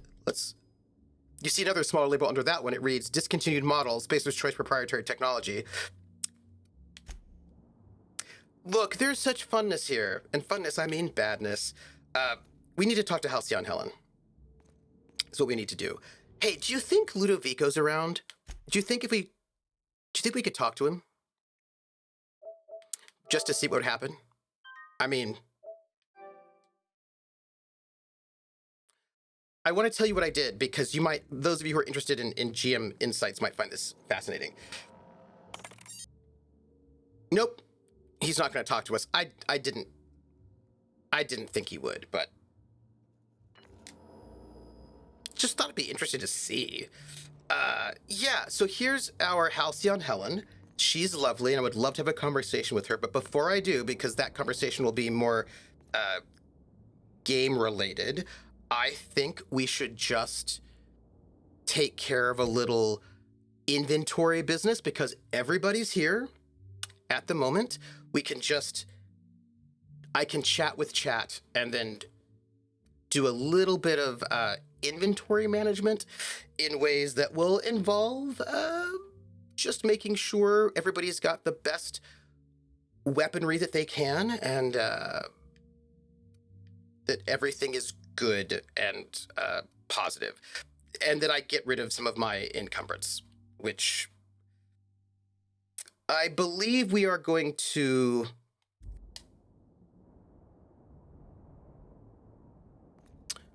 I'm going to go to the workbench. I will use the workbench to break down anything that I have that's under level 35, I think is what we're going for right now. Certainly everything under 30, we're going to just break down, because 30... Are we at 35? Is that what we've decided? Anything under 30? What's our level cutoff? 30, 34. 34, 35, 34, 34. Unless it's a special weapon. See? Look, I'm doing it. I am breaking down things that are too low for us to think about. And you should... Ooh, 33. Okay. You should be proud of me, because, like, you know how I am. Now, there might be some things that are very low level that I'm not going to break down, because I might need them for, like, swap out clothing, that sort of a thing. But, you know, I'm just, I'll keep that one, but I don't need all of these. Yeah, okay. I think... There's a lot of this clothing you can use to swap out things, right? And I feel like they might be useful. Maybe not, but I'm gonna just try to, like, you know. Oh, you know what I can do? Hold on. If I sort by name, then I can see if I have dupes. Because if I have dupes, then I can just easily, for example, I don't need both of these. Boom. Easy peasy. Now I'm going to see what chat is saying, because I feel like chat is going to say something very exciting that I'm missing right now. And I don't want to miss a thing.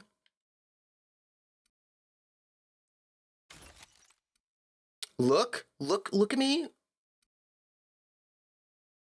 Breaking down the stuff.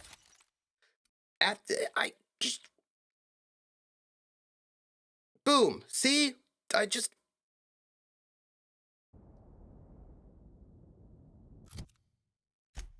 going to check chat. Personally, I probably won't really be doing anything for it myself, as I don't really go out anymore. And I don't know if my father and Diane are doing anything for it. Going to lurk mode. Oh, continue. I need to cook today, Prax, because I defrosted some pork loin in the bottom of my fridge last week, and I have not cooked it yet, and I'm going to cook it today. I'm doing a guest speaker thing at the San Francisco Shakespeare Company today at 7 p.m. that I've got to prep for, so it might be after that, or anyway, I'm going to cook I'm going to cook pork loin with apples and pecans and mixed mashed potatoes, although I might need to get some groceries. Anyhow, I'm going to cook today so that I have food, so that I can stop ordering takeout, because I've fallen behind because everything's been so busy. Their bark is much worse than their bite. Their bark is very heavy, Artie, but their bite is... Like, I wouldn't want to get into a conflict with them on the ground, though, or underwater. But in space... yeah. I mean, you've already disappointed me today, Jabber, what with the looting during the explosive finale. It was only a little bit of looting. So, Artie, what is the story of your Thanksgiving? Like, what story do you tell? Like, when we were in elementary school, this is the question, because Artie asked, what do you want to ask about Canadian Thanksgiving? So in the United States, in elementary school, we're all told the story of Thanksgiving, which was when the Pilgrims went... Oh, well, I'll tell you the story of Thanksgiving, because I want to know your story of Thanksgiving. But first, I've got to say... The name game. Come on, everybody. I say, now let's play a game. I bet you I can make a rhyme out of anybody's name. The first letter of the name. I treat it like it wasn't there. and then a B or an F, or an M will appear. And then I say bo at a B, then I say the name, then banana, fanner, and foe. Then I say the name again with an F very plain, then a fee, fi, and a mo.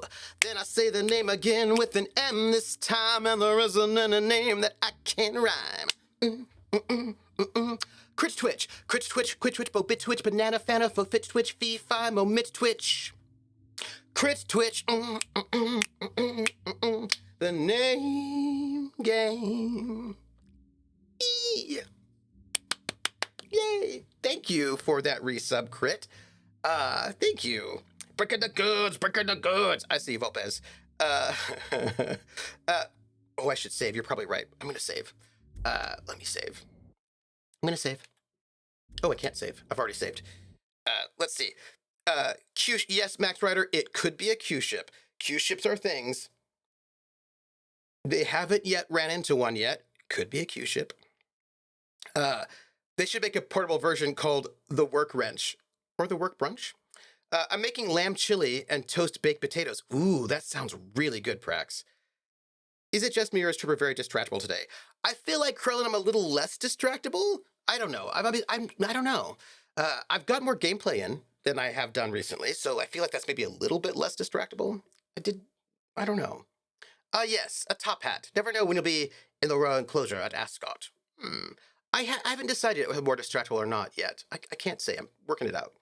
Don't know what today will be, but yesterday was chicken with asparagus and leeks in white wine over pasta vulpes. That sounds amazing. Except that I don't like asparagus, but it sounds amazing anyway. Vulpes says, Canadian Thanksgiving was when they told the First Nation, sorry, we are moving in very apologetically. Sorry. You're back. Had to head off for dinner. Oh, what did you, VO, what did you have for dinner and was it delicious? Out of curiosity, are you familiar with the SCP?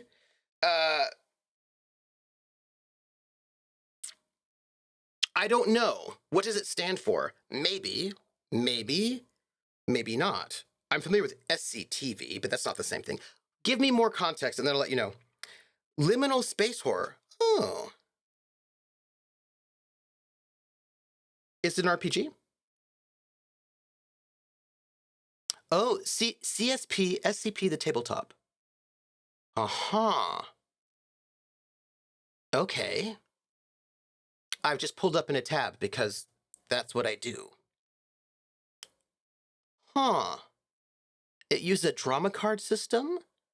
Okay, that's interesting. Uh-huh.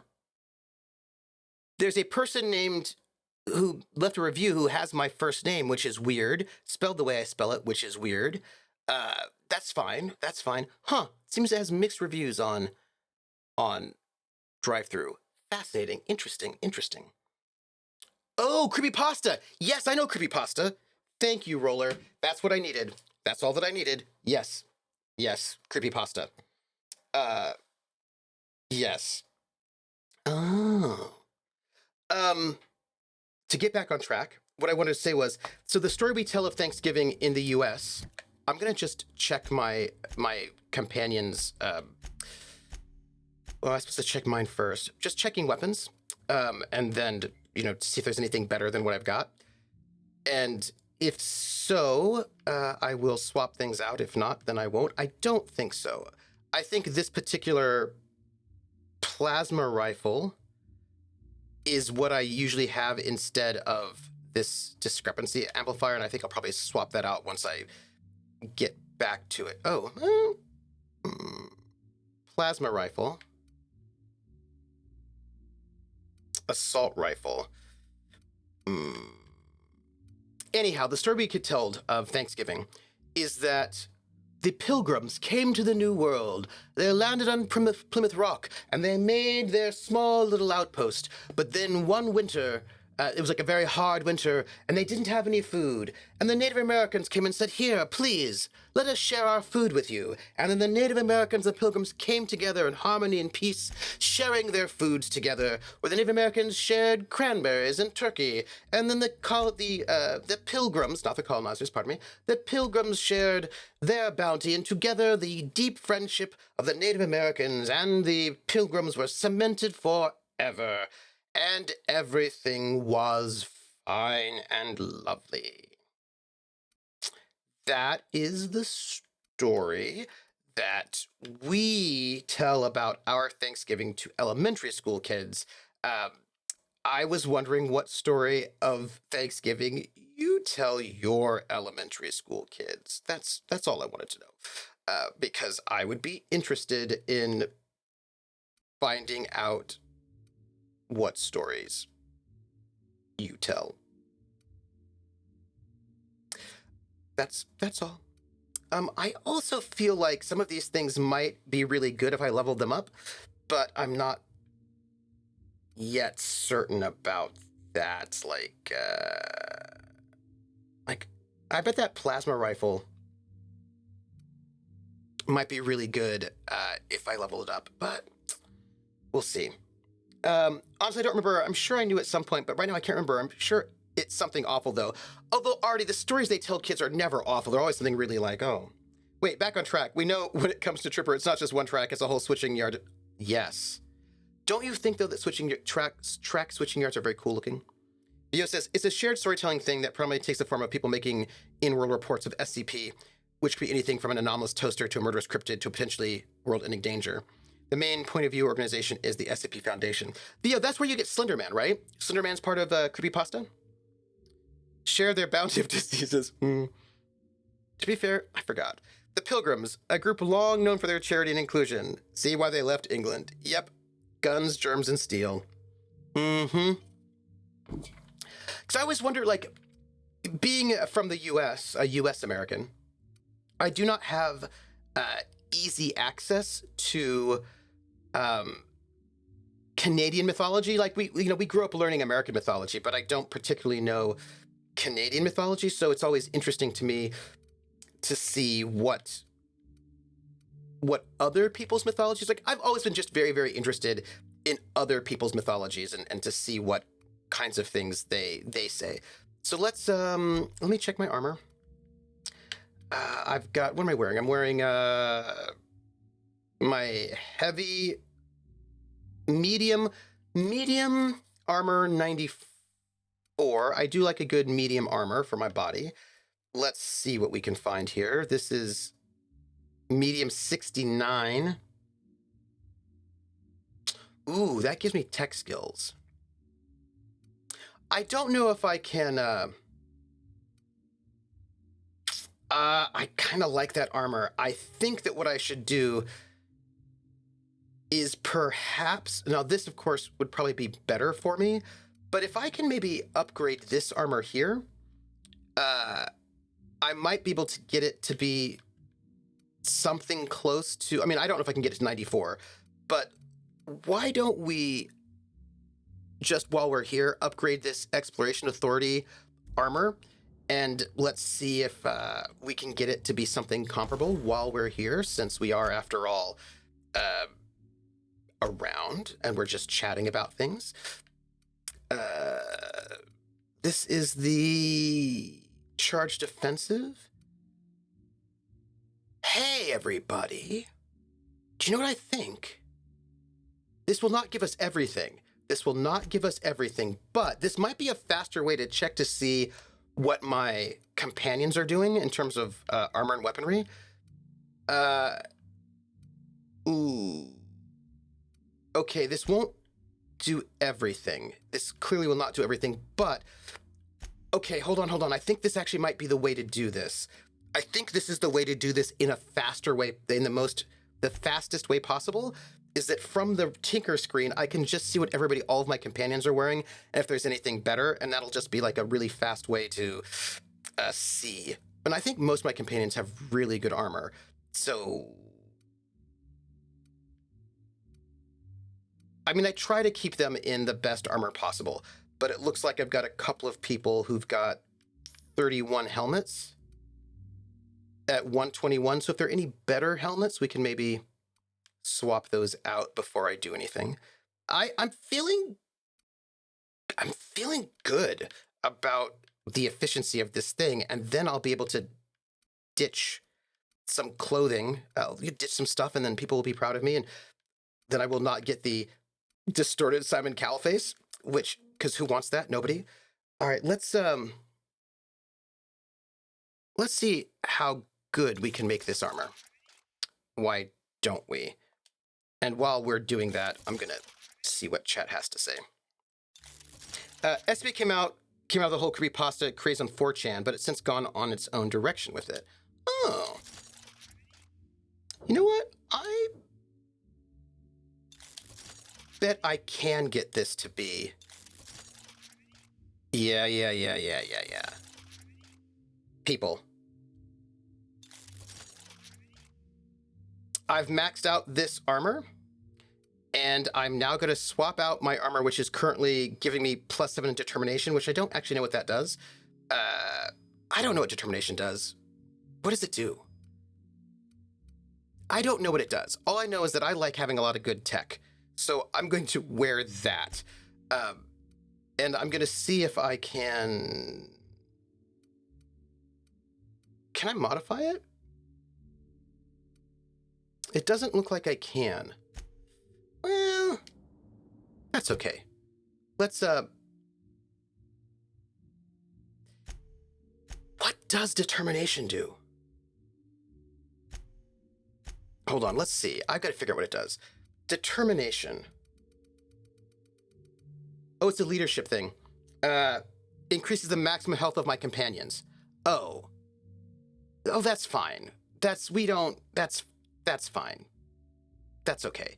Let's, I don't need to worry about that. I mean, they're fine and all, and I care about them very much, but, I'm gonna put on the armor that gives me tech bonuses. Obviously.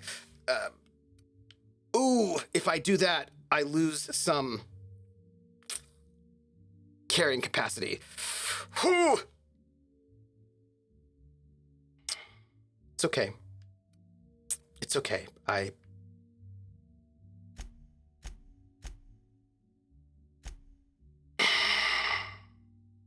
It's fine. And we're going to give Ellie this new armor that I just took off because it's better than her current armor.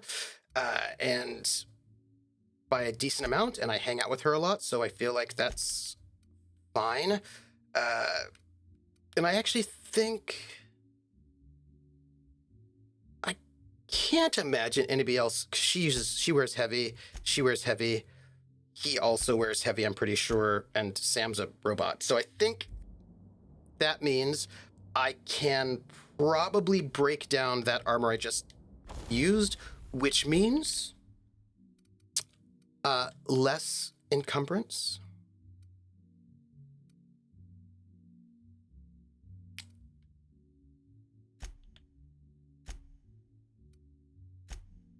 Let me find it. Where are you? You're one of these. This is 69 and 66. Let's break that down. And I probably actually can break down. I mean, I need money, so I should actually sell those. I'm going to sell the armor rather than break it down because I'm going to need the money because I like to tinker. So we're just, right? Yes. I'm going to read chat. Chat is always there for me. Chat's going to make me happy. Let's see. Outside of specific war stories of 1812, I only know of a few things my dad researched about, such as Pontiac's attack on the trading caravan, ultimately causing First Nations to give up a chunk of land as apology. Oh, interesting. Roller, I have some Canadian things. I have some Canadian things for both of you, which comes from the Third Law canon. Side note, the tagline for the Third Law is literally, be gay, do crime. Oh, cool. That was during the War of 1812 when you were still British, probably. We were at one point in time still British, too. That was payback for a war crime. Come on to my house. Come on to my house, come on. Come on to my house, come on. Come on to my house, I'm gonna give you candy. Come on to my house, I'm gonna give you everything.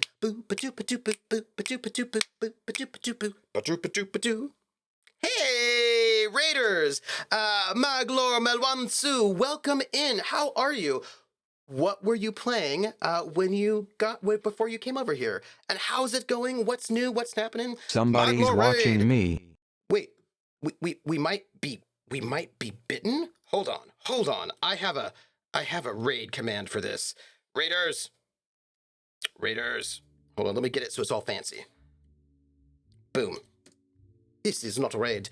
To be fair, half the world has been previously British. That's also true. Siberia. Oh. So question, were you playing the original Siberia or like the third one? Because there's like a sequel, right? This is like, there are two sequels that I know from back in the day. But were you playing, is there like a new Siberia? Siberia video game. Oh, wait. There's a Siberia that just came out in 2022. Oh, I didn't know that. Oh, I see. Oh, I didn't know that. That just, how is it? Okay, so, Maglor, please tell me how the fourth Siberia is that I did not even know existed, but now I'm excited to find out about it. I like Microids. They've done some really good games. Oh, this is very exciting. Maglor, tell me about it. Tell me if it's good. Tell me what they've been doing. Please, give me the rundown of this new one. Speaking of which, so Microids, who've done Siberia, they also did, because I feel like I've played a couple of games by Microids. Let's see, they did, let me see. I'm looking up them right now. Siberia, right? Post-Mortem, which is also known, okay, so I have not played Post-Mortem, but I have played Still Life, which is amazing. I love that one. That's a really great point and click. It's really smart. Very, very good. They've also done some of these Dracula games, which I haven't played. Agatha Christie ABC Murders, which I have played, also very, very good. Yeah, they do a bunch of really, oh, they did 13. Oh, okay, they did, oh, that must be a new 13. I'm looking up their website and I'm seeing games that I did not know existed because it was COVID time and I missed them. I did not realize that they made a new version of 13 or a sequel to it. It's a remake. Oh, dang it. I played 13 was one of the very first games I played on the Xbox that I had a ColecoVision in the 80s, and then the next console I got was an Xbox, the original Xbox. So it was like a long gap for me when it comes to console games. And one of the very first games that I got on the Xbox was 13, which was like based on a French comic book, it's like cartoon style, cel shaded. And there was a very unfortunate, badly tuned difficulty spike in like the first or the second level, which meant that many people just couldn't finish the game. But I got through it and I played the rest of the game and it was really, really good. And I did not realize that Microids had made a remake, and I am going to have to get it and play it because I loved the original and it ended on a cliffhanger that I have to sort of deal with. They also made an Alfred Hitchcock Vertigo game? What? Done by a Spanish company from Spain? Ah, man.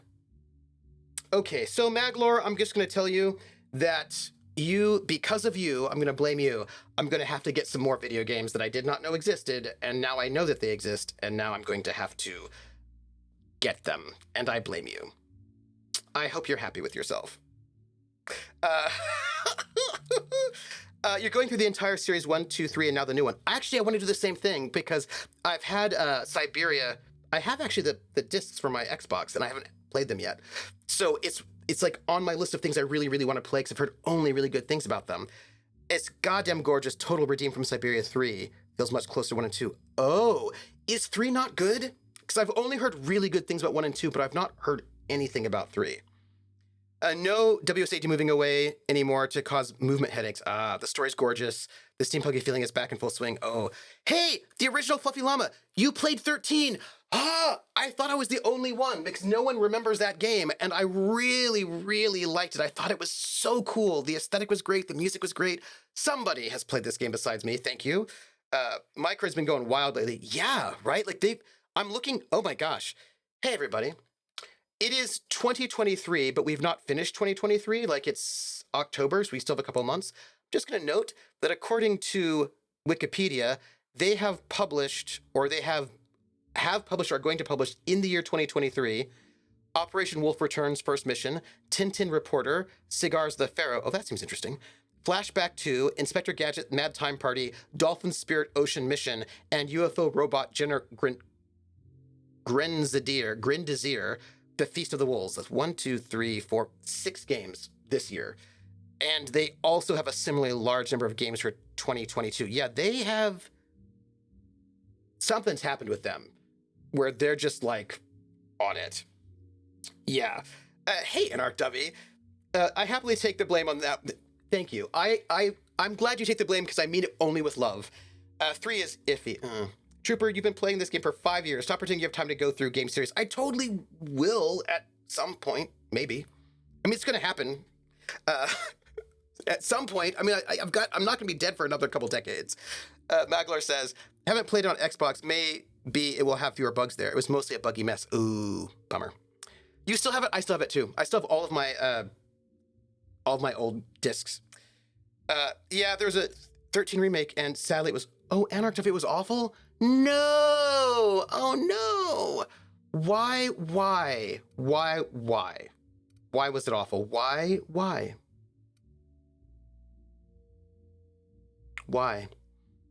So let's see if we can get better damage on any of these things. I don't know if we can, but I've got some companions. So this is like a 37 one-handed melee. What is it? No, sorry. Level 37 one-handed melee at 993. That's a 37 one-handed melee at 837, which I don't think will do more. Okay, hold on. Let's see. What do we have? This is 844 one-handed melee. Only one level lower. I do not think... I don't think it can beat it in terms of damage output, so... it might be able to, actually, because we can probably... Oh, I don't know, I'm spending a lot of money. This is what? 873...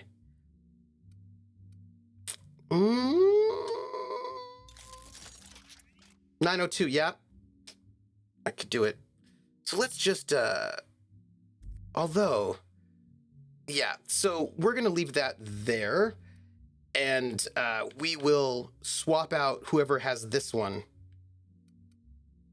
with this. We still have some cash. This is a two-handed melee, and this is another two-handed. This is 851. Who might need a two-handed melee weapon? Who could use that? This is a 892 one-handed. It looks like look, I know some people in my group have two-handed melee weapons. I feel like, oh, this is a 707. I feel like this is way better. Yeah, we're going to swap out one of our melee weapons. Absolutely. That's going to be way better. We're making our companions more effective in combat. So we've got that. This is heavy weapons. Our heavy weapons are all sort of in the 2000s in terms of damage. So let's see if we... Oh, that's a 3000. Let's see if we can get anything better in heavy weapons we can swap out. I just want my companions to have the best stuff before I go and destroy all these weapons. You know what I mean? Like, I just feel like that's probably the most responsible thing to do. But this heavy weapon does not look particularly good, so I don't think that's interesting. So nothing really interesting with heavy weapons. We've checked our melee weapons. These are long guns and pistols. So for our pistol, we have one person, that's our doctor. She's rocking a 952 handgun. Let's see if there's anything better. Oof. I don't think that will be better at all. So I think that's fine. And our long gun is what do we have for our... Oh, that's mine. What about you all? I want you to... All of this here, this is a 1,428, is so that I can dump stuff. 1,000... what, 1400, something like that. And I doubt we're gonna get anything as good as this one here. Actually, I bet that one might. That one might do it as well. Okay, this Hammersmith, maybe. I'm gonna see if I can.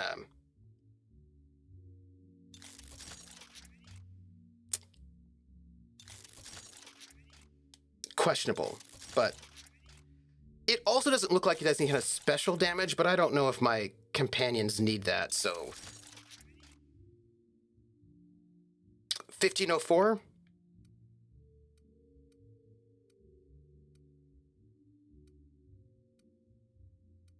Yeah, I actually do think. Well, where are we? Here, this is a 14.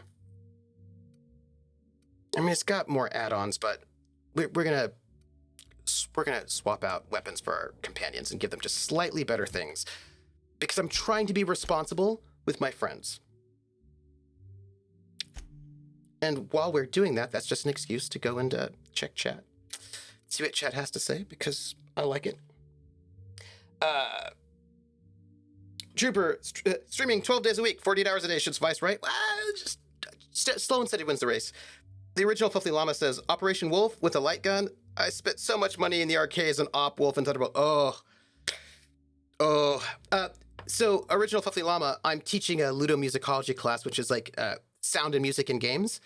And one of the things that's really important to me is that I really want the students to get a sense of like the experience of various things. So I don't want to do everything on emulation. So like we did the first week, technically the second week, we did hand clapping games, you know, like Miss Mary Mac, all dressed in black, those kind of things, and like Slide, one.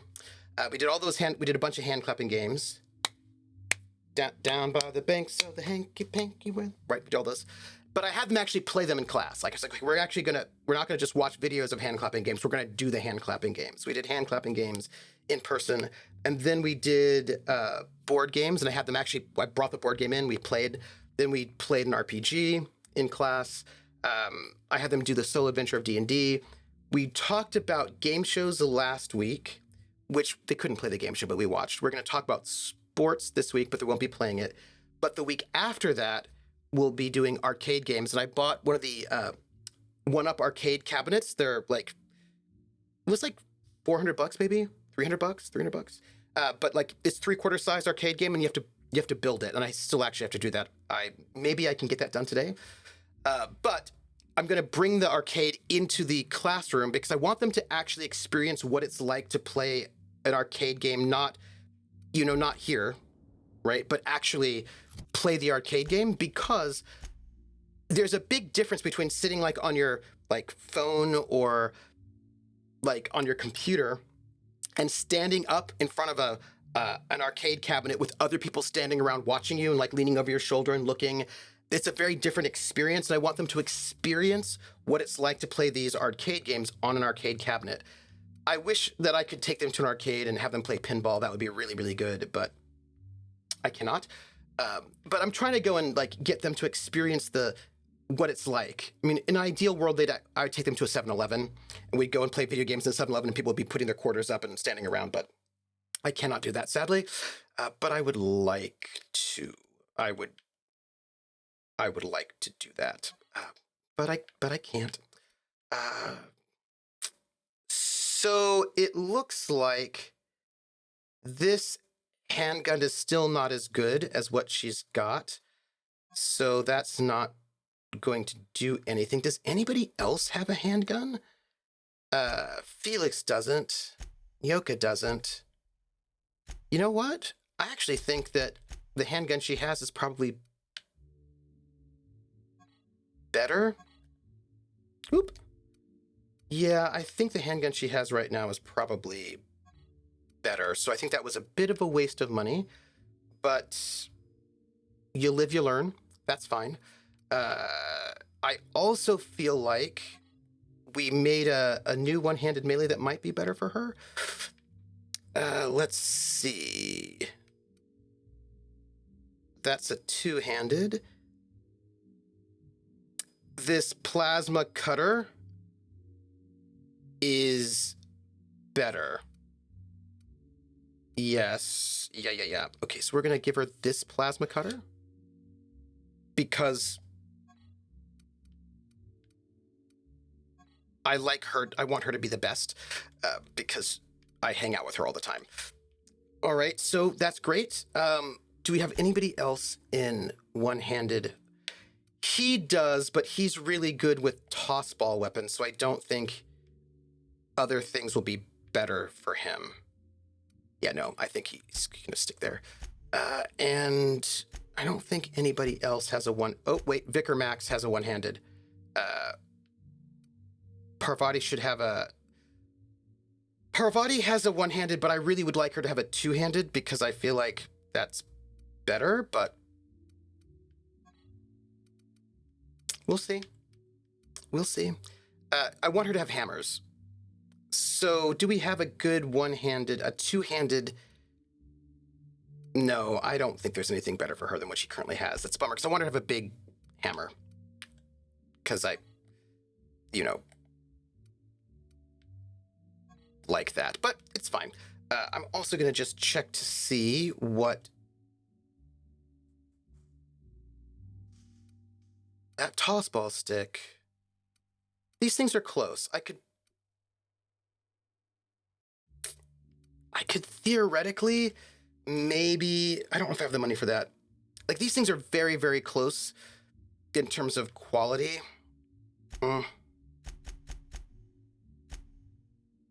Iffy. All right, so we've done her. We should check Nyoka because, as Krellin suspected, Nyoka is my buddy. And, oh, hold on. I think this is going to be better for her. That's a 707. And this here is a 880. Let's give her a better weapon. Just like that. I feel much better about my life at the moment. Look, we're doing good things and now we can, sell all of our weapons. So I am happy about that. Also, I need to see what you're saying in chat because I feel like you're saying the most interesting things and that I'm missing them. And I'm feeling sad about that. Okay, so Nyoka's good. Ellie is good. Actually, I think Felix has my shotgun.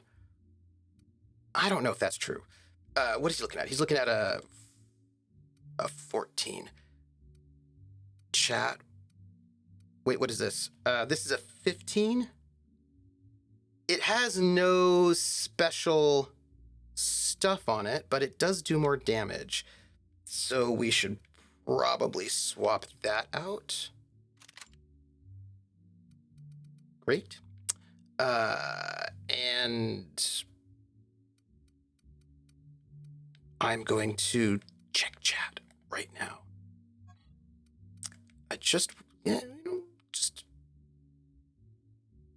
Yeah, okay. That's Felix, that's Nyoka. Parvati, let's make sure she's in a good space with her weaponry. Because I just want my companions to have good stuff. That's really what it comes down to. But let's see. I just saw that Humble Bundle has a VTM Hunter bundle going on. Ooh. I've got a lot of VTM stuff in PDF, but let's see. Where's my cursor? Please save. I will save. Comic Aesthetic were completely degraded to non-existence and was buggy and broken. Oh no, Anarch Duffy, that's terrible. I miss the old arcade games so much. Yeah, there was and also it's just a different experience, right? Oh, okay. So Roller 300. This is my real trouble, is that I really want them to be able to play DDR, but they need to be able to play it in an arcade, and I just don't think I can do that, and I'm kind of sad about it because I feel like that would be really important for them to experience DDR, and I just don't think I can do that. And but I do have my Guitar Hero controller still, and I just have to find the Guitar Hero disc, and if I can find the Guitar Hero disc, then I can have them play Guitar Hero.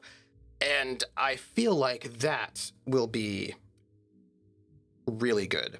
So I just need to go through boxes. It's one of the reasons why I was unpacking those RPG boxes, is because I realized that I really, really needed to find my Guitar Hero disc, which I have not found yet, but it's in there. So I have to basically unpack some boxes so I can get the thing, so I can bring in my Xbox into class and have them play Guitar Hero. That's for the music game session. We've got other things to think about, of course, but okay, for the record, I have now gone through all of the weapons, and I believe I've gone through all of my companions' armor. Maybe I haven't. Let's just double check armor, because we don't want our companions to be unarmored or under-armored. 90. Let me see what we got here. So we got a 90 and 87. We'll just look for things that beat. Ooh. I don't know if skills actually help her at all, but that there is a what? A 91? And this is an 87, so this is at least better than that. I don't know if handguns help companions. I don't know if the skill boosts help companions or not. I actually am uncertain about that. And if they don't, then I could just put her in the heaviest armor I have. So I don't know. I don't know. Does anybody know if that is better or not? Because I cannot say, and I am not certain. Let's see. This is yeah, her armor's better than that. Let's go to Nyoka and see what she's got in terms of armor, and then I'm also going to catch up again on chat. Ooh.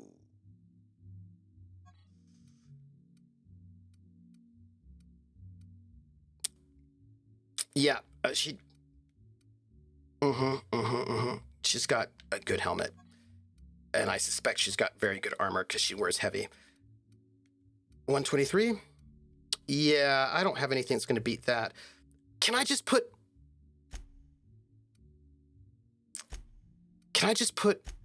Ellie in the better helmet? Do you think it matters? Nowadays in the UK, they're just full of machines that pump out tickets for terrible prices. Ugh. We have a few retro arcades, but only in big cities. That's a little sad. You know, it's a little sad because there's something about, there are a couple of things that I wish I had. Speaking of this class, I'm like thinking about the class, right? I really wish that I had those. There were handheld. First, if I wish I had some like a Game Boy Advance. I wish I had a Game Boy Advance because then I could have them play on a Game Boy. But there were some really early. I wonder if you can get them. There's some early handhelds back in the 80s. I don't know if you remember them, those of you who are alive. There were these early handhelds. They were like flat, and they only played one game. And of course, they were black and white and were not fancy digitals. But they were like, usually like a button or two. These very, very primitive early handhelds. And I wish I had a couple of those to have them play that, because that would be really interesting as well. Yeah, yes. The Tiger Electronic ones. Yes, Valtiel, those are the ones. Ooh, twice baked potato. Also, I had a Game Watch. So like, I think there's some 80s handhelds and like electronic devices I would love to have so that I could have them play them. Because I think that the tactile element is actually quite important. Unstable Deus, I'm not making you feel old. I'm making me feel old. And that's different. Or is it? I'm making us both feel old is really what it comes down to.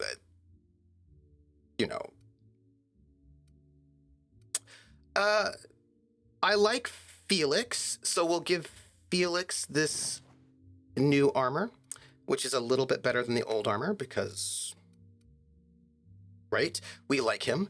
I feel like this helmet is.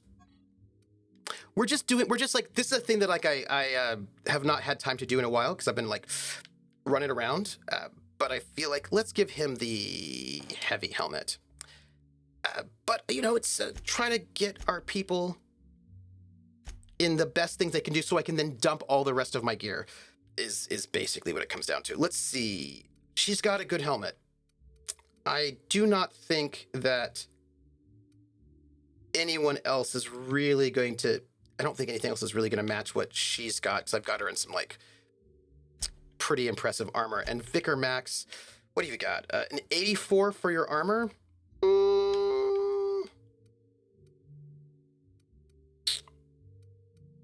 Nope. Yeah, see, I don't have a lot of, like... I also do not believe that I deleted things that were better, so I don't feel super guilty, because I'm pretty sure... Yeah, nothing is good. So I now know for a record for the fact that I can sell whatever I have got in my inventory in terms of, like, generic arms and armor, and I should be fine with that. And I'm not going to break anything down. I don't have enough money to tinker with anything, I don't think. Well, I mean, do I? No, I do not.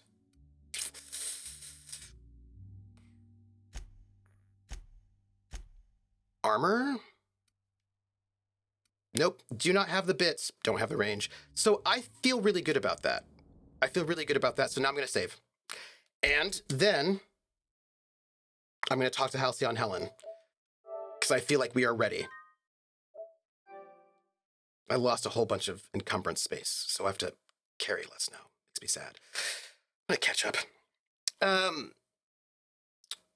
Themed ones that had little... Yes, Roller, the little silhouettes would move. Max is like, I just am old. I have some thoughts about oldness. Like, I just don't... I think old is... It's strange. When you walk through that door, I half expected Relative. to see Belinda. I'm so Belinda and I sorry. practically shared a life. Losing her feels like losing a limb. She's conspicuous by her absence. Francis Trooper, did you know you spent the past hour doing inventory stuff? Well, and chatting. I would say what you do not know is that I do nothing offline. I do everything online when I'm playing these video games, except in this game, I often do my inventory management offline because I was like, you don't need to see my inventory management. But we were chatting, and I realized that inventory management might be an excuse just to chat more. So I thought that might be okay. But there you go. That's what I do when I'm in the secret moments when I'm offline, but I haven't had a chance to do that in a while. Anyway, I'm really sorry. This must be difficult for you. I appreciate the sympathy, Inspector. Thank you. I'll appreciate your help even more. We shut down Ludovico's distillation plant, but he's not going to sit idly by. If he can't use Spectrum Brown to infect the colony, he'll resort to some kind of backup plan. I stole this formula from Dr. Blossom, a failed prototype of Spectrum Brown. Look at this. The prototype had the opposite effect, and actually made you immune to the parasites. So your immune system could destroy the parasites before their larval stage. Precisely. I see we're in your wheelhouse, Inspector. Or maybe do you prefer Doctor? I'm a bartender. We're gonna need 2 ingredients. A sample of essence of sprat, and 1 intact pod of parasite eggs. Cedric's warehouse in the Perea spaceport almost certainly carries a batch of sprat essence. As for the pod, I'd check the wilderness reserve if I were you. You know, I've got like, I should be able to synthesize an effective anti-parasitic. You're a scientist and an inspector? You know. You really are full of surprises.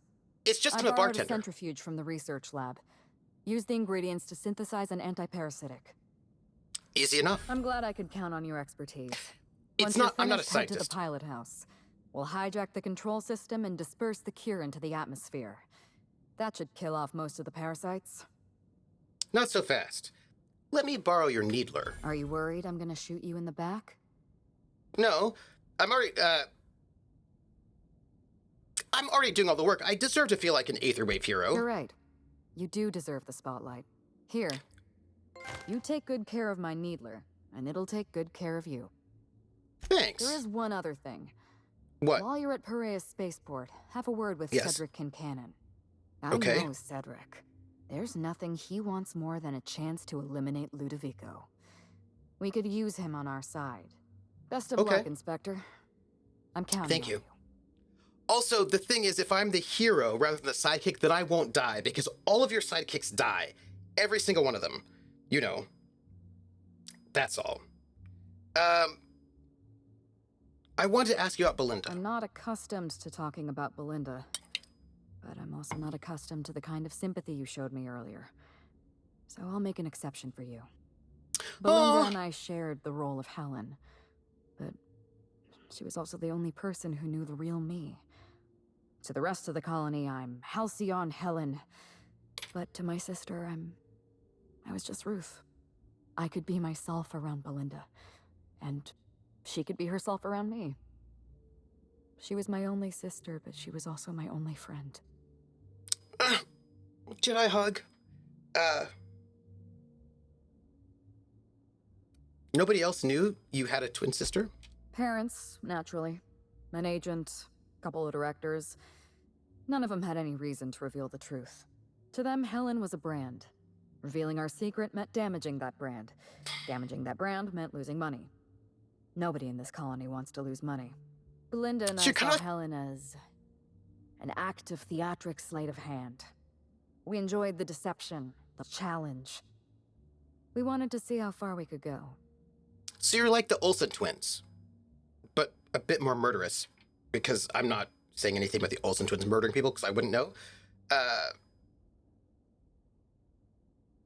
I'd say you went pretty far. You two became Halcyon's best paid stars. And if I hadn't underestimated Ludovico, you and I probably wouldn't be talking about Belinda in the past tense. We wouldn't be talking about her at all. I'm so sorry. In that ballroom. Belinda died because I was careless. No. That. If you've got something else to ask me, now's the time. No, she died because Ludovico killed her. Like, we have to, like... This is the thing. I think about this. This is the thing I struggle with, right? Like, say something goes badly, right? And, you know, this is actually really complicated, what I'm going to say. I'm going to say a complicated thing. Because there's all this sort of talk, right? These things that we say to people. And one of them is like, people only treat you the way you allow them to treat you. Which basically means if people treat you badly, it's your own fault. And there's a lot of ways in which I think that we, not everybody, of course, often internalize blame for things that are done by other people, right? Like, it's Ludovico's fault that Belinda's dead because Ludovico killed her. Ludovico killed Belinda, and she's taking on the blame onto herself as opposed to, you know what I mean? And so I think about how we do this all the time, right? Like, we often find ways to, like, and I have to say, wow, that sounds just like, it does sound like blaming the victim. Yeah, the Olsen twins have a body count for sure, says Void Smoker. I bet you're right. Krellin says, if Ruth was in the ballroom instead of Belinda, then Ruth would be dead and you'd be talking to Belinda right now. This is also true. But the thing is, I think the thing about blaming the victim is certainly blaming the victim, but there's a way in which victims often blame themselves, and I think it's actually tied into capitalism. What I mean by that is, it's tied into the bootstrap mentality, right? When I hear people say things like, I was talking to somebody who did not think there should be national health care, or public schools, or public roads. Because, as they said, they did everything by themselves and they never got help from anybody, so they don't see why they should have to pay to, like, help anybody else. And I said, you have done everything on your own. And they said, yes, everything on my own. And I said, you have, even when you were a baby and you were 1 year old, you did everything by yourself. They also didn't think they should take care of their parents when their parents got old. You know, that kind of person. And I said, and also, did you make your own clothes? Did you make your own fabric? Did you plant your own food? Did that food get to you on public roads? You know what I mean? Like, and so I think there's a way in which we are encouraged to think that we are our own islands and everything that happens to us is on us, right? If we are successful, it's because we ourselves, this is why some people don't believe in privilege, or they want to resist the idea that there's privilege. They're like, oh, I don't have any privilege because I did it all on my own. You're like, well, but we live in a web that involves other people, right? But if you want to sort of get this idea that you do everything on your own, the flip side of that, so because like if you do great things, you're a genius, you did it all by yourself, right? Like, oh, I am the lone genius, I did this all by myself.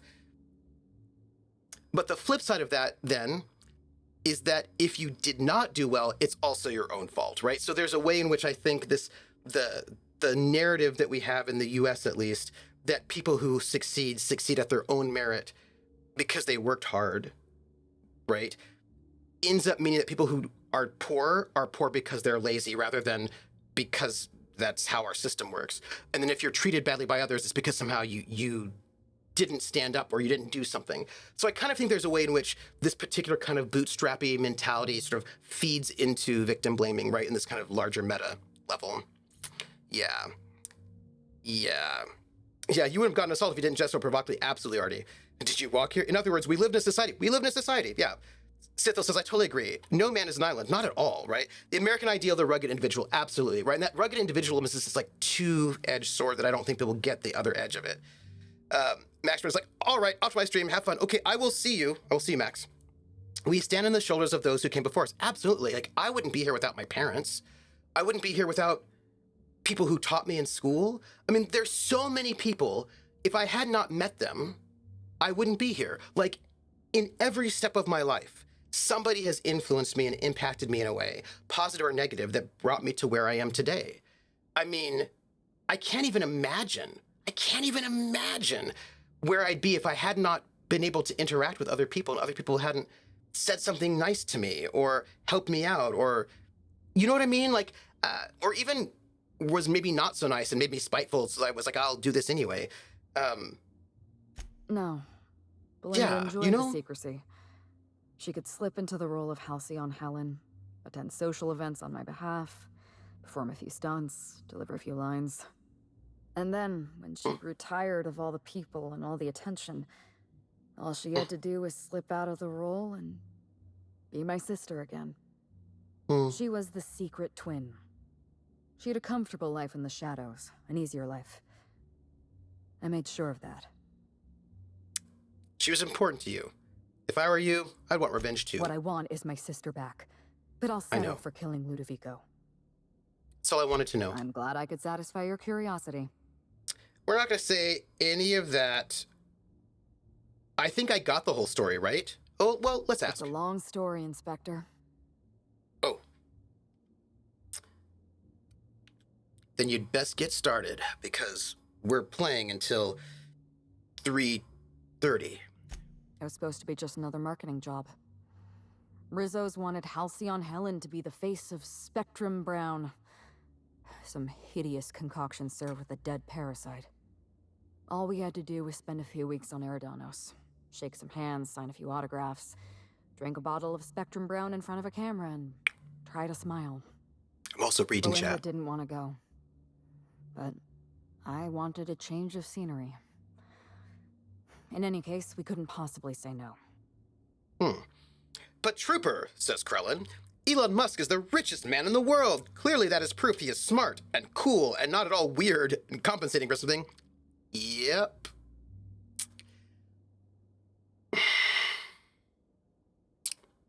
Speaking of old newspapers, Theo says, there's that famous Steinbeck quote of the temporarily embarrassed millionaire. Yeah. So here's the thing.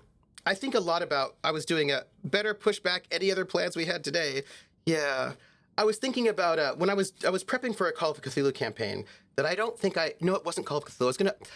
So I sometimes do research for campaigns that I haven't run yet. Like I spent decades researching World War II resistance movements for Kolos. And there's another campaign that I have not yet run that I have been researching for a long time. I really want to run a 1920s noir mob campaign. Like I really want to run a campaign that's set in the 20s, that's got a noir feel, where the players are either low level, like it's like a street level game, where like you could be reporters or like basically sort of speakeasy sort of thing. I've been wanting to do something around that. Like maybe you're detectives or maybe you're like starting a criminal gang. The exact frame for it, I haven't yet decided. But I've been thinking about it for a long time. And part of what I've been doing was like, I was just researching, I was like reading through newspapers, like the New York Times from like 1923 and 24, that kind of a thing. And one of the things I think is really interesting, I'm going to 3:30, Prax. One of the things I think is really interesting about reading those newspapers from the 20s is that people with inherited wealth were not hiding. Like, if you look at the society pages, it's all like Mr. Gotrocks and Ms. Vanderbilt and Mr. Rockefeller and blah, blah, blah, and the Whitneys. They had their coming out party for their daughter, and the governor was there, and this judge was there, and this person. It, like, the presence of old money, inherited wealth folks who did not earn their money doing anything but just got it was very present in those newspapers. And they're not so present anymore. They've actually sort of receded in their visibility. You don't see them reported about all the time and in the media all the time. Instead, we tend to have people who have not inherited their wealth being the ones that we're sort of putting in the main media globe. But we have, like, you know, sports stars and musicians and various other folks who are like Elon Musk or whatever, Bill Gates. The old money, the people who are in the old blue books, they all still exist, right? All those old money folks still exist, but they're not nearly as present in our media as they used to be in the 1920s. And I think it's about post-Depression really emphasizing the rags to riches story and the bootstrap story, and de-emphasizing the fact that most of the people who have most of the money in this country did not earn it, right? They got it from their great-great-great-grandparents, you know, that kind of a thing. Anyway, I just thought it was really fascinating to see the stark difference between the society pages then and now. I just think that's really interesting, right? Because right now we're talking about, like, Taylor Swift and her boyfriend, as opposed to whomever. Yeah. Hey, is it an insult to everyone that is actually weird, though? Elon Musk doesn't deserve to be called weird. That's fair. Now, rich have too many juicy fruits in their fridge. Yeah, Elon Musk and Bill Gates both had inheritances. They did, but that's not the story, right? I think certainly not for Bill Gates. People never talk about him having inherited wealth, which they could. One interesting thing is that one of Sweden's richest and oldest families have a motto, not to be seen. Yeah, they're not hiding, but they do not want to flaunt their wealth. Yeah, there was a thing about that I thought was interesting. Jeff Bezos borrowed hundreds of thousands from his parents. Yeah. There's no way trying to be one with the people ever. Yeah. Self-made billionaires are in vogue, even though that is complete myth and they do not actually exist. Yeah. I was thinking about how, what's his face? Cooper? No. Anderson Cooper is a Vanderbilt, right? A lot of them, like, just kind of like, whoop, whoop. Yeah. Why didn't Belinda want to go? Belinda always hated endorsement deals. They felt cheap to her, inauthentic. She always believed her first priority was to our fans, and not the company that bought us out. It's the same way, by the way, that we keep talking about affirmative action in college admissions, but never legacy admissions, which nobody is complaining about legacy admissions at all. And so they're just ways in which we... In the 80s, it was popular to be popular, right? Like, popular kids were popular kids, and they're like, we're popular. They had their preppy clothes, and they were very popular. It is no longer popular to be popular. So the popular kids dress and frame themselves as if they were not popular kids. They're still popular, though. They just don't advertise themselves as the popular kids. When I talk to my students, they're like, oh, yeah, we don't have popular kids anymore. In our generation, there are no popular kids at all. We're all just the same, and we're all equal in school. And there are no popular kids. There are no unpopular kids. And I was like, uh-huh. What about bullying? Like, oh, we don't have any bullying at all. And I was like, yeah, okay, so that's just not true.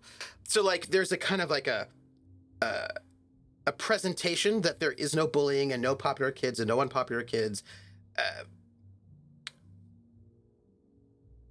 which isn't true. And it also tells me that most of my students were probably the popular kids, is what that tells me. Yeah. Yeah. And Archie was like, I was bullied and was unpopular. Yeah. Sithel says, I'm so weird that I think everyone should have a chance to education. Agreed. Even those that have not done well in school. Agreed. They may have to study more, but they should always have the option. Absolutely. I also think that, like, I did not do well in school, in high school, middle school. Most weeks I was being bullied really badly and also had ADHD, but we didn't really know about it at the time. And I just did very badly in school. But now I have a PhD and I'm a professor, and I did really well in college because college was very different than high school. And I feel like it may be that there might be a, there might be a different mode or a different experience. Like I know a lot of people who did not particularly do well in middle school and high school because middle school and high school sucks, and being 13 sucks, and that just might not have been for them. But then they did really well in trade school or in university or in other sort of modes. And I think everybody should have the chance to get whatever kind of education that they want, and that it should be. And I did very well educationally in the military as well. I didn't know Halcyon. Well, of course, Halcyon Helen is company property, but let's just say Belinda that. and I are Halcyon Helen. Halcyon Helen You're right. is a creative property owned by whatever company sponsors our latest picture. Rizzo's finance the majority of Terror on Monarch, which means they currently own 51% of Halcyon Helen. We were required by law to take the job. Wow. What happened when you got to Eridanos? Belinda and I arrived on Eridanos and played our usual game of trading places. We were practically flawless. Even Ludovico didn't know about us. Belinda was unhappy for the first few days, but then she met Bertie Holcomb. Bertie treated her like a human being and not just an Aetherwave icon. They were just about perfect. I met the guy. He really did care about her. Bertie had a temper, and that worried me. But in the end, he was a decent enough fellow. Bertie wasn't the person I should have kept an eye on. It was Ludovico. I was right about Ludovico. Ludovico was hiding something. Belinda stayed busy socializing with the celebrities around the complex. That gave me some time to do a little digging.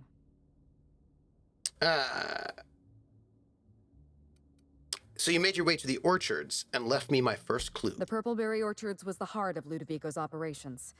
I knew I'd find some answers in the R&D lab. I saw everything. The test subjects, the parasites. Yeah, that was Spectrum bad. Brown was never safe to drink. Those harmless, dead parasites at the bottom of every bottle. They were just dormant. They would have sold out in a month. This colony loves novelty. They'll eat up any new product we toss their way. A new cereal, a new Spectrum flavor. Ludovico knows that. From Emerald Vale to Byzantium. A parasite in every brain and a grin on every face. Every last one of us trapped behind a mask of joy. That's what Ludovico wants. Ludovico realized what you're up to. He thought you'd expose his plans. I was careless. I was risking Belinda's life every step of the way, and I never even realized. Don't blame yourself. I wish it were that easy. Still, thank you. Was there... Yes, Inspector. I did. Oh, sorry. Leora Blossom Wrong and button. Maria Keene were on Ludovico's side. They chose to stand between me and my sister's killer. I had to cross them off. What exactly happened between you and Constable Keene? Would you believe me if I said I gave the constable a chance? Yes? I spoke to her in her office. I told her everything. Belinda, Ludovico, the parasites, all of it. Maria said I was guilty of corporate sabotage, and that she had a duty to report me. She told me how sorry she was, and I told her the same thing. And then I shot her. Maria was defending my sister's killer. If someone murdered one of your crew in cold blood, what would you do?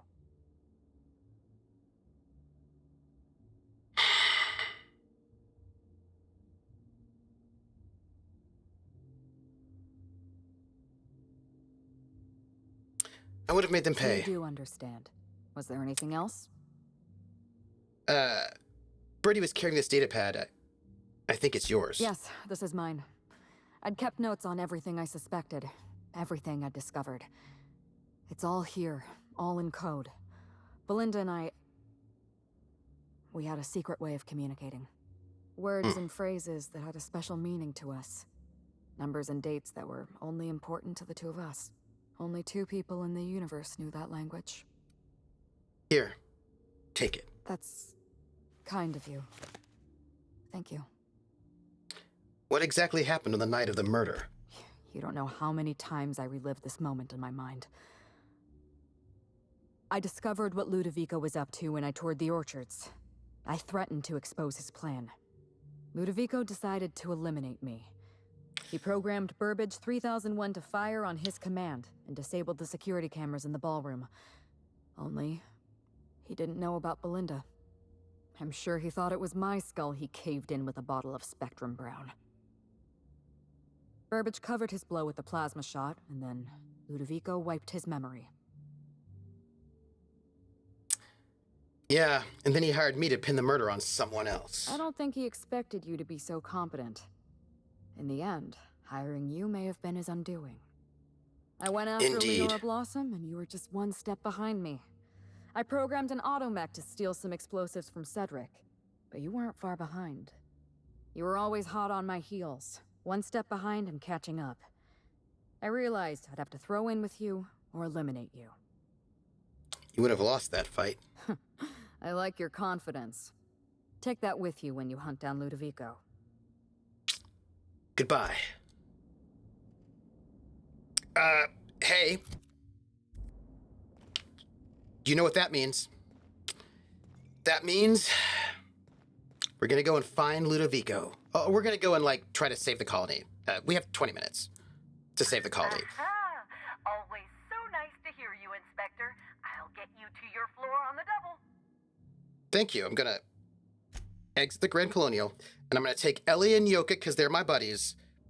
They're who I hang out with all the time. This is a fake cigarette. Don't smoke. Hey, Drenbar, how are you? Again, fake cigarette. Don't smoke. But it's got, like, baby powder in it, so that when you blow, like, a little smoke comes out. I bought like a 4-pack, because sometimes you're playing characters that need to smoke. You know how it is. For the record, we've gotten really far. I'm very proud of ourselves.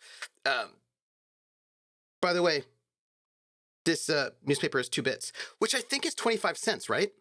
It's about right. Yes? Yes? 25 cents? I think.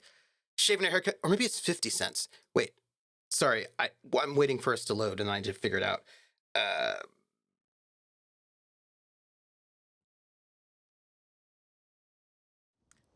Yeah, 35 cents. Ah, yes, thank you. 25 cents.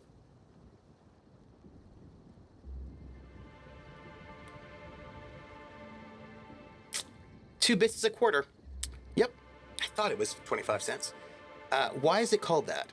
A quarter, short for $25, worth 25 cents. But where did the bits come from? Stop believing my typos. I'm gonna believe your typos. 25 cents. Let me see. Hold on. 2 bits. Oh, okay. 2 bits is 2/8 of a piece of 8. There you go. Bits of 8. Yep. All right. So we need to eat food so that we are not at a disadvantage, which we will do. And then we have got to recruit Cedric and acquire Essence of Sprat in the Piraeus spaceport. So we just have to go to the spaceport, everyone. This is where we're headed. We'll just head over there and do what we gotta do to save the colony. Excuse me for a moment. I feel like I maybe don't need my little thing anymore, but just in case, because we don't know. And then let me get my pistol.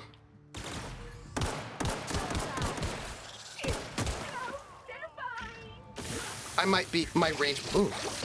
Oh, hi. Excuse me. I was attacked from behind, and that was very rude. Also,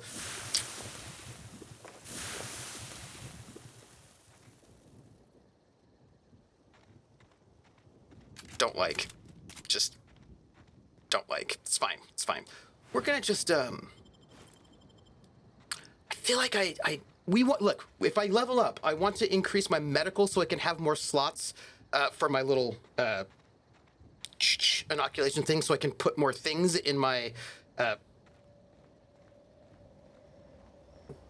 you know what I'm talking about. Don't let me forget. Want to up my medical so I can have put more things in there for when I'm getting to combat.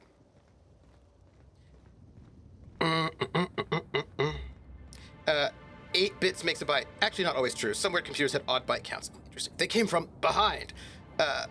Let's see. What do we have here? So, VO says, talking of old money, that reminds me of a Terry Pratchett quote. There were indeed what was known as old money, which meant that it had been made so long ago that the black deeds which had originally filled the coffers were now historically irrelevant. Time turned the evil bastards into rogues, and rogue was the word with a twinkle in its eye, nothing to be ashamed of. Oh, that's a great quote, VO. Yeah. And Artie says, of course not. One rewards the rich, the other assists the poor. Gee, I wonder which is accepted and which is condemned. Yeah. Yeah. Yeah. Yeah. Anarchy, but I'm a millennial, and that thought wasn't a thing back then yet, I think. Let's see where we're at. Yes. So, Monarch Stellar Industries. Will the depravity never cease? Reveal their true colors. MSI joins forces with the Iconic-class rebels. That sounds great. I'm glad they're joining forces with the Iconic-class rebels. That sounds awesome. I feel like we've done a great job bringing people together. Monarch Stellar Industries. Good for you for joining with the Iconoclasts. Maybe you can... I realize this is anti-that propaganda, but I don't care. I'm into it. Melee power attacks do significantly more damage. Great for sneak attacks and punching through heavier armor. Oh. I don't melee, so I wouldn't know. Because I just don't melee in this game. There was something really interesting. Speaking about, like, hiding wealth. Do you remember that show Gossip Girl about, like, the rich in the Upper East Side? There was a reality show that was on for 1 season only, I think, and it was like basically the real Upper East Side or whatever. It was a reality show about the the teenagers, young people, 18-year-olds, whatever, who are the hyper rich in the Upper East Side, and like the shenanigans they get up to. And what was really interesting is that I read an article in the New York Times, I think it was. I don't know if I actually really need this, excuse me. I don't know if I actually need this. Satisfact. When you're a little too happy, this worker's state of mind has been altered, risking an increase in their aggression. Let's do that. Oh. Excuse me. I just wanted to make you smile. Oh, you're dead. Oh, hi. There are a lot of people out. Oh, hi. Back up. Excuse me. Okay. What's going on? What's going on here is ridiculousness. Oof. Oh, good. Everybody's dead. Great. We'll just loot their bodies. So anyway, about this reality show. So I read this really interesting article in the New York Times that was interviewing anonymous Upper East Siders, like super wealthy Upper East Siders who are in that age range. And they were all saying none of those people in that reality show are actually old money rich people, because none of us would actually be on a reality show because we don't want to be seen. So it was talking about how like they didn't think it was very classy to be on a reality show. So I thought it was very fascinating that fact. There was like that was that little moment where you had this sort of insight in some very, very wealthy people who are like, oh, absolutely not. Would we ever would we ever do that, right? Because we try to keep ourselves not visible, basically, is what they were saying. And I thought that was very interesting, because that's tying into what we were talking about, how now the hyper wealthy are no longer into displaying their wealth in a way that they used to be. Not so much now, but I thought that was really interesting. Hello? How's everything? Is everything okay? Okay, I'm gonna go upstairs to talk to our harbor master. I think we have some discussions to be had. Hello? Hello? Are you Cedric? Are you here? I wanted to chat with you? No? Just take this, though, while I'm here. Wasn't he in here? Wasn't Cedric in here? No? Where did he? Maybe he's down there. Well, hold on. I do feel like,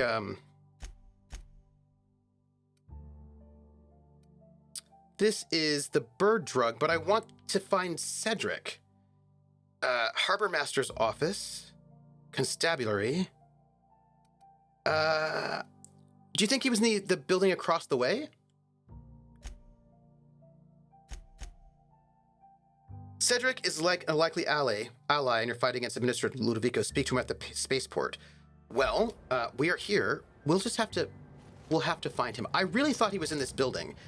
This tends to be where he lives, but he is not currently here. But this is his office because it's got all the cool stuff in it.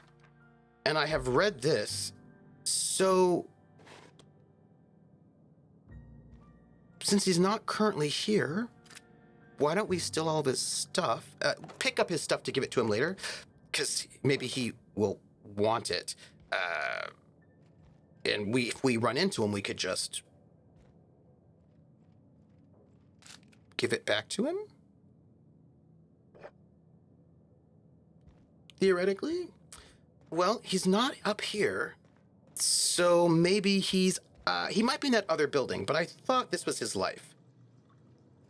Well, let's go check the other building, because it's an option, and I would like to take it before we, go do the rest of it.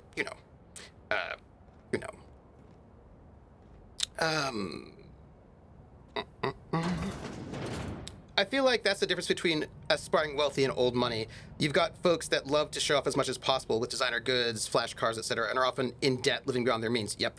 Whereas the actual old money are far more subtle about their wealth. Absolutely. I mean, there was a time when they were less so, right? I mean, there was a time when before the 30s, when they really did not mind showing off their wealth a whole lot. That was a thing that people did at one point in time. They would go and... Excuse me? They would go and that was the thing that really struck me as being really interesting, right? Is that they were all over the society pages in the 20s. But I think that vibe has changed. We have moved on from that moment. But I did find it interesting how upfront and visible old money was. Right in the eye.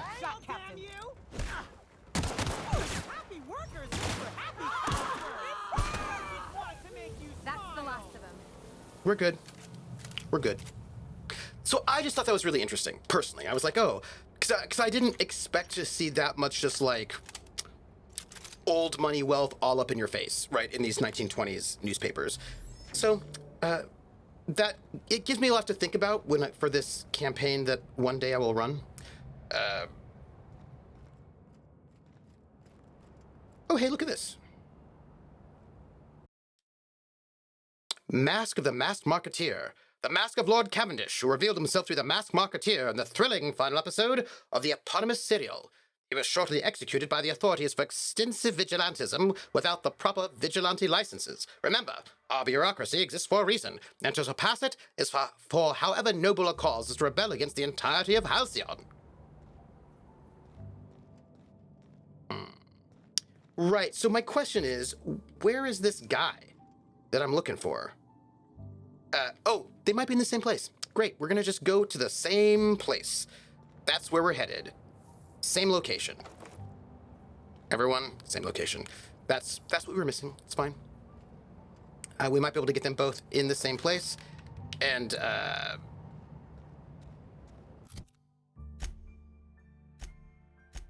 I'm very excited, folks.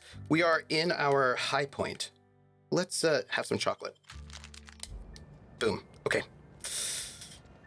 Hello, everyone. I do have my gun out, which is a little bit awkward, but gosh, this is really bad. Do you know what I mean? Like, this is not good.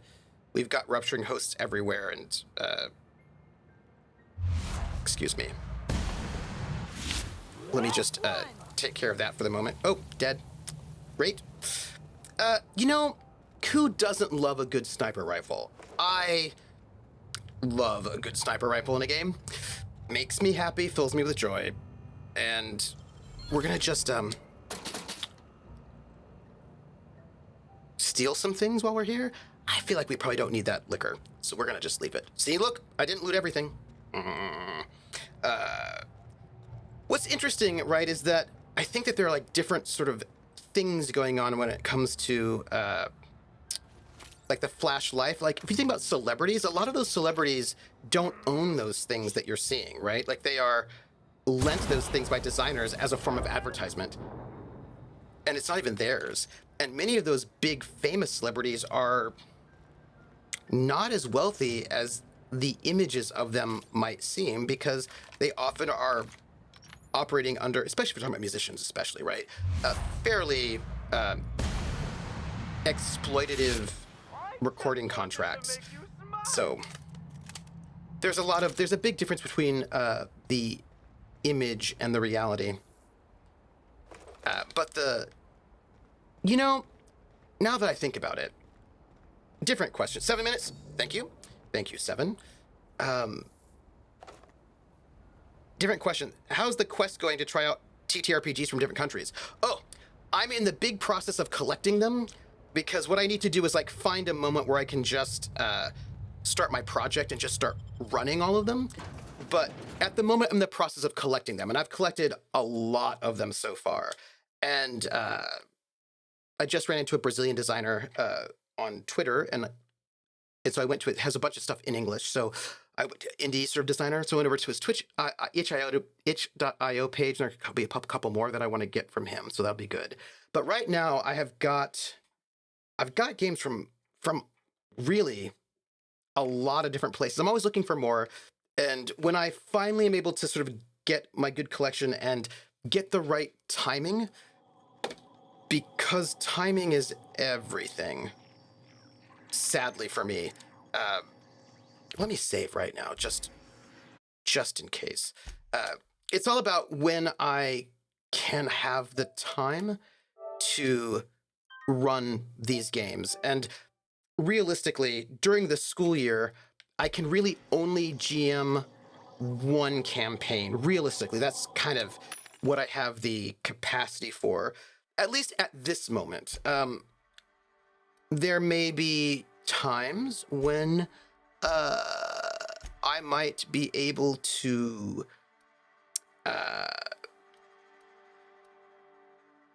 when my life might be a little different, and I might be able to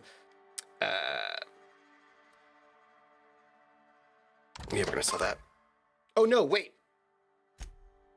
I did not check that hand cannon. Pardon me, hold on, I want that back. Oh, I don't think I can get it back. Wait, hold on. Yeah, I want that hand cannon back because I did not check out what its stats were like, and it might be really good, so I do not, like, we just picked that one up. So I don't want to sell it just yet, if you don't mind. But at least we can get rid of some stuff like this. We don't need any of those. So we can just sort of dump that. And actually, I think we can dump most of this armor, because I'm pretty sure everything else we have in like the big sort of real armor is a little bit better. And boom. Law, how'd you get in here alive? You are alive, yeah? And Yeah, I'm alive. One of them? No. No. You look clean. Good. Yeah, You I am. better get inside with the others. Okay, I will. There are apparently others hanging out.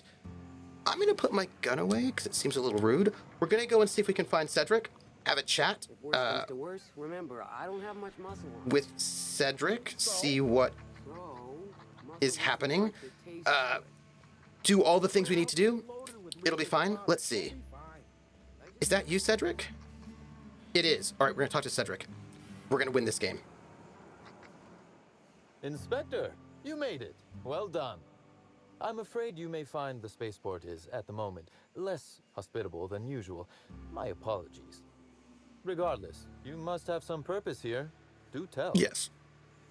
Sorry if I was late to stream. Oh, don't worry about it. Friends of Medieval Dublin Symposium today at Trinity. Oh, how was that? What happened? Yeah, I'm probably gonna hit 3:45, to be honest. I have a little bit of free time today. I've got this Shakespeare thing at 7 p.m., but I've got a bit of free time, so I'm feeling, for the first time in a whole week, for the first time in a week, I have a bit of free time, a bit of time to breathe, and I'm luxuriating in this, and so I might take a little extra 15 minutes on our stream, which will give me a 3.5-hour stream, which will be nice, because, gosh, I've missed playing, and I've missed you all. So I might give myself another 15. Okay, Chipper, I have a burger to get up and a shower to watch with my roommate. A show to watch, pardon me. I will. We're gonna watch Loki. Oh, nice. Let's see. Ludovic is behind everything. Will you help me take him down? Oh, my. You mean Lou was up to no good this whole time? I thought he was just an asshole. Turns out he's an evil asshole. To be so uncynical. But tell me, why should I help you, Inspector? Ludovico wants to infect the entire colony with slugs. This is big. When you put it like that, I would be heartless to say no.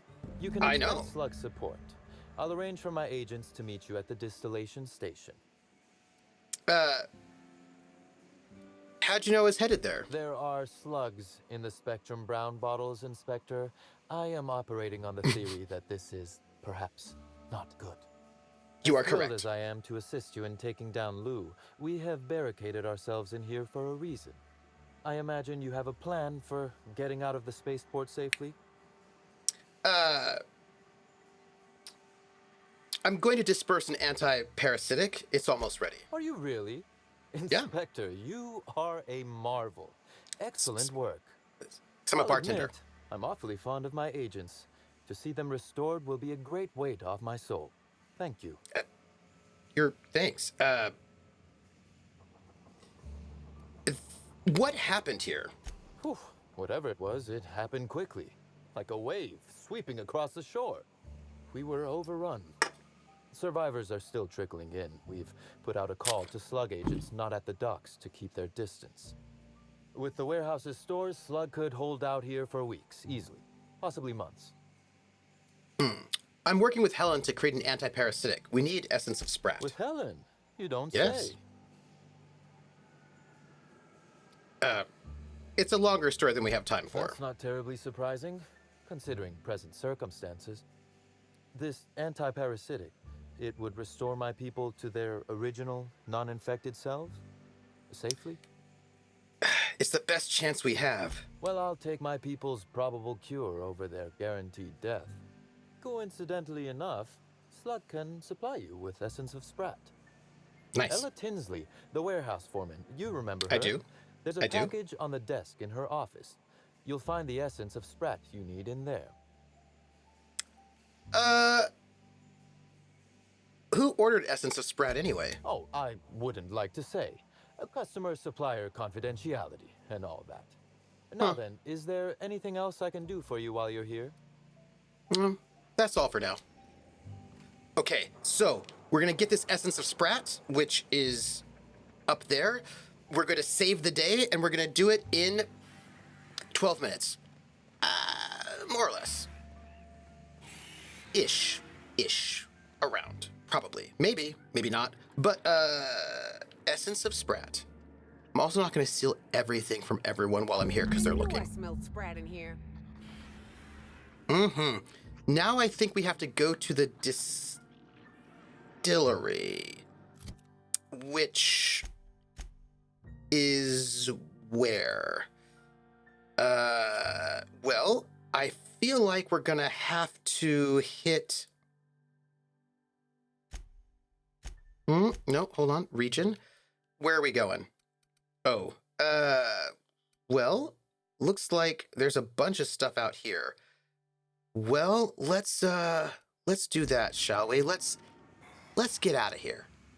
Let's get out of here and save the day. Be heroes. Let's stop the evil mescal, right? That's a part inspector, part exterminator. Yeah. So anyway, I still do want to run a 1920s campaign at some point. that's like a not supernatural. But this would be in Trooper play right savings time. Yeah, that's right. Mm-hmm. Yep. Yep. So I've decided, I did my experiment, right, this last summer, where I went and I played, I ran a second campaign, The Vampire, during the summer, because I was like, it's the summer, let me see if I can run two things, because I knew I wouldn't be able to run two things during the school year. And I'm trying to be I want to bring back my streamiversary. The last streamiversary I did was in 2021, so not last year, but the year before. And I played 2 RPGs. I did something in German, which was really cool, and I did a fiasco. And so I'm really thinking about trying to maximize my abilities to run the things that I want to run and find different ways to do that. Also, by the way, I've got something on deck that I cannot talk about just yet that is a possibility for me to get some of the cool things in that I want to get in a different, interesting way. But again, it's all about finding time. And I'm hoping that I will not be in a position where I've got 2 to 3 faculty meetings every single day of the week because they've given me way too much service. I'm hoping that we can find a way around that sometime in the near future. We'll have to figure that out. But I am hoping that we will find a way around that situation, and maybe that situation will resolve itself sometime soon. That's all I'm gonna say about that. I'm not gonna kill those people because we can just walk around them and I think it'll be fine. Let's go. We're really close, everybody. I really think we can do it. I think we can do it. I think we can solve this mystery in the next 10 minutes. Maybe not, but I feel like we can get really, really close. Maybe we can't. I don't know how long it'll take us to travel there, but I feel like it's possible. Maybe not. I don't know. It's long loading times, so it's unclear. Let's eat food, because we are, after all. When are we gonna get? Hey, I have a weird question. Do you think we're maxed out at our level and we can't get any higher than this in our level? Or do you think we can get higher than this in our level? Because I would like to get... I bet we can't actually level up anymore. Do you think we've maxed out our level and we're done? I have this suspicion that we've maxed out our level and we're done. Which would make me sad, because I would really love to, level up more. Let's go. Let's head over there. 36, I think? Yeah, I'm level 36. Artie, can I get more levels or am I done? I think, is the level cap 36? Because I'd be a little sad if that were the case. I mean, what is all of this? I just feel like this is... Oh, hey, what's going on? When did I save last? Uh-oh. Something is happening. Something bad is happening. What's going on? Oh, okay, we're good. Let's save. Game freaked out a little bit, so we're just gonna save right now because it freaked out just a little bit and we haven't saved in a bit, so we're gonna save now. Just didn't like that. Didn't like that at all. So let's just, yeah, we are very close. I think this is, yeah. 99 is level cap? With the DLC, the original apparently did have a level cap of 36. Oh. So we're at level cap?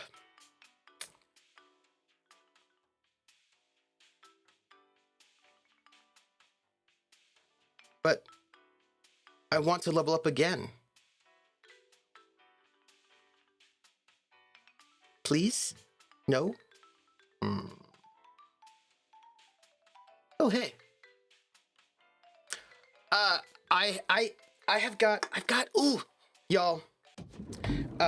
Ooh, okay. Let's see. Where are we going? We are apparently going to my room. Okay, I think we're going up to... Always next stop. Yeah. The finest seat I in know, the house. we gotta make the... We've got a few, the way it is worded is confusing. Yeah. So, I gotta tell you, apparently the original was 30, then the expansion increased it to 33, then 36, but they talk about a DLC that increases it to 20.99. I don't think I know of any other DLCs right now. I'm not aware of more DLCs.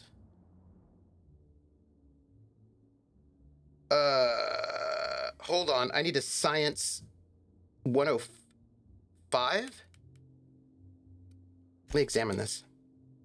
Small label. Yeah. Right. Me either. That's what. Yeah, because I don't. Yeah. Well, wish you a great evening, night. It's almost 10 p.m. here, so I'm going to finish my wine and a few more missions in the game I'm playing, and then I'm off to bed. Have a great stream until the next time. Drenbar, wait. What kind of wine and what game? Lizard's Laboratory Centrifuge. No training required. All Lizard's laboratory equipment has been designed for use by the unschooled worker. Insert ingredients, push buttons, and watch it spin. I have some questions about that. I would like to... So here's the question. Let me see if I can get my science up to 105. Let's see where we're at, because it would be maybe great if I could get a science 105. I don't know if I can, but... let's see. My science is currently... Hello, science. 80. It's 80. I don't... And it's part of tech. I would need to get another 25, and I don't know if I can do that. Is there any way for me to get another 20 points?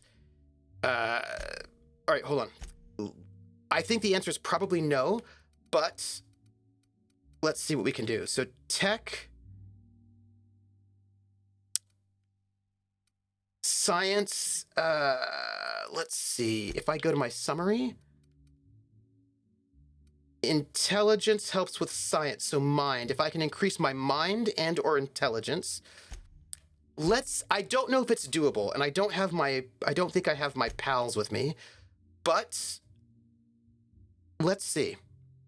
It may, we need 25 more than we currently have, and if we can do it, we can. If we can't, we can't. Let's see. I don't think weapons will increase my science. At the moment, I'm playing Cyberpunk 2077 and a few idle games. Switch between Cyberpunk and Starfield. Oh, how are you feeling about Starfield? What is it like? Or it sounds like you should probably be able to level to 99, but I'm not sure why or when, or if it's tied to something specific. So this is tech skills, which science falls under. This is stealth. So let's see if we have let's see what we can do. We need something that will give us more tech or science. This is not. This is hack. Okay, this is a science. Let's see. That'll give us 5% more. Stealth. That's another... This is engineering 5. Determination 5. Two-handed melee. Intimidate. Okay, so the thing is, I think we might need drugs. Water. Starfield is broadly Skyrim, Fallout, and space, but I haven't really been having fun with it. Okay. Wine is Falurubin, rather pleasant fruity. Oh, nice. I like a sweet wine. So we're looking right now for something, a consumable that will give us bonuses to our mind, tech, or science. We're going to just see what we can do here. This is body.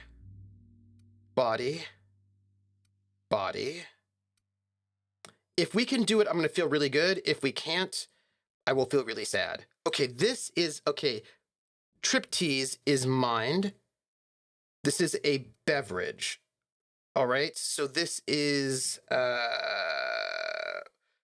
right, so nope, we want Triptease, which is a beverage. This is a nasal stimulant. So I think we have to get different types of things. All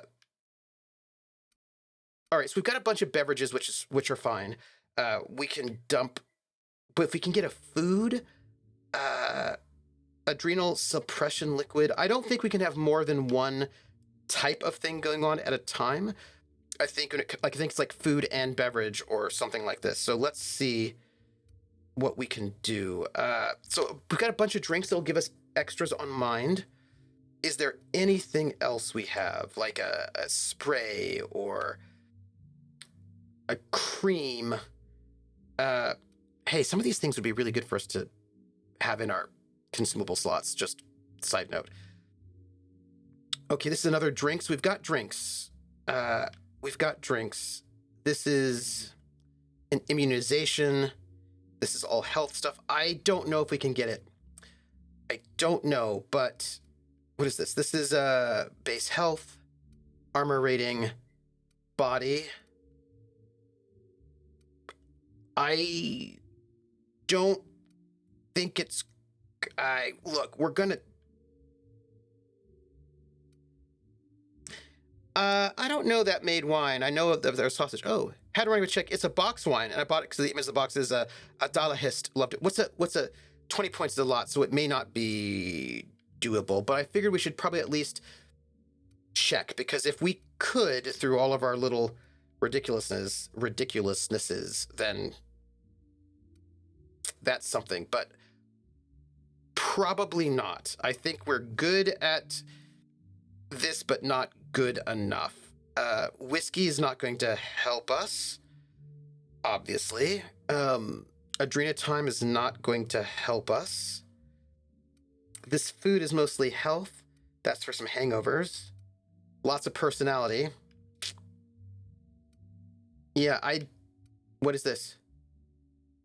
Oh, Spectrum Brown gives you a -2 to your mind, which is no good. Vicar Max, but at the moment I don't think either all of my companions count or none of them do, because I'm in this room.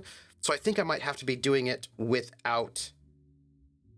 Well, we're going to take this milk, which gives us a minute and a half. And that's mined. That's a beverage. I feel like that's probably the best we're going to get. I wish that were the case. Let's just have some Spacer's Choice here. And yeah, I think that's going to be it for us. And I don't know if that'll be enough. But if it is, it is. If it isn't, it isn't. We need to eat some of this Raptidon meat, by the way. Remind me, Raptidon meat, because it's very heavy. Okay, well, let's see. Let's see. Nope, we don't have it. Well, yeah, that's it. Okay. Put it in there. I hope it's going to work out. I don't have the science, but Dalahest is a traditional, usually reddish wooden horse from Dalarna in Sweden. Can come in other colors as well, but it's not common. Oh, okay, here we go. This is our big moment of truth. It's not wooden flavored wine. A friend of mine specializes in Swedish folk music and dance, and I should ask him about it. The device does work without any additional input from you. Swirl of bright colors entertains your eyes, and a few minutes later you hear the bright chime. Okay, well. I hope this works. I'm a little worried about the fact that we don't have 105 science. Like, that's a bit worrying to me, but...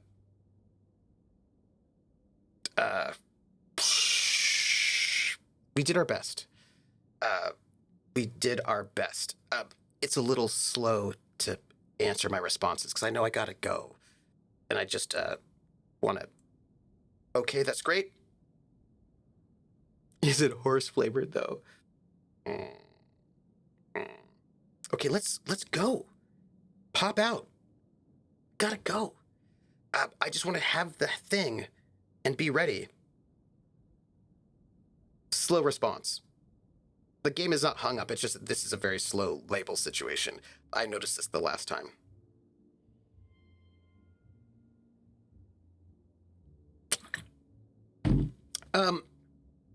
Yeah, I gotta go. All right, we're going. We're leaving. Now, my question is, do I have the thing that I need? Yep, so all we have to do is disperse the anti-parasitic. Very fruit flavored, good balance of sweetness. Oh, I wanna try that. That seems like that could be fun and good. So, that is, it, right? Yeah. That's it. Dala Heston became a bit of a Sweden symbol after showing it off at one of the world's fairs. Oh, that's interesting. Hey, when was the last time we had a World's Fair, by the way?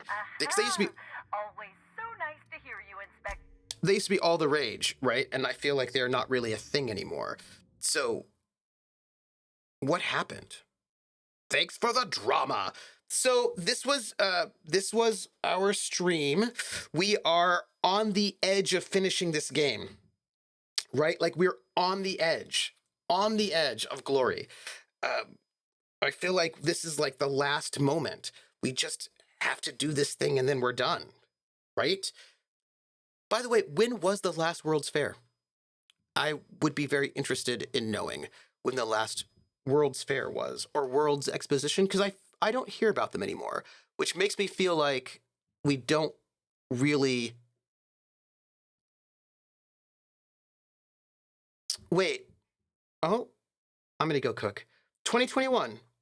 It was meant to be in 2020. Oh, well. Yeah, that makes sense. So we're done. We're finished. I feel like we can maybe fast travel right here, which will bring us right where we need to be when we next play the game. 2027 is the next one. Oh, I wonder where it will be.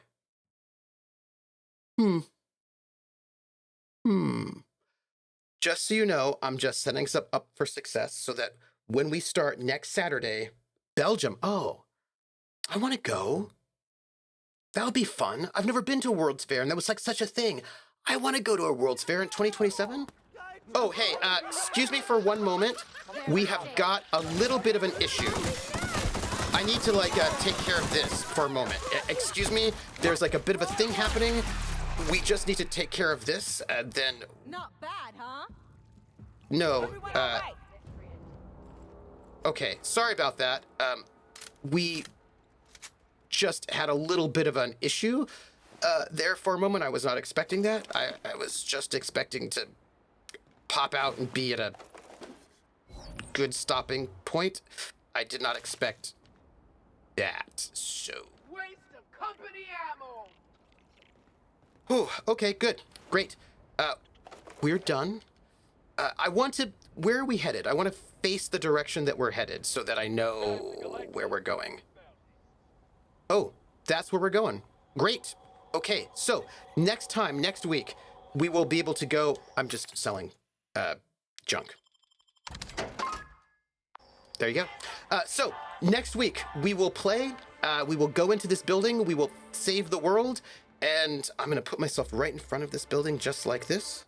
And then I'm going to save.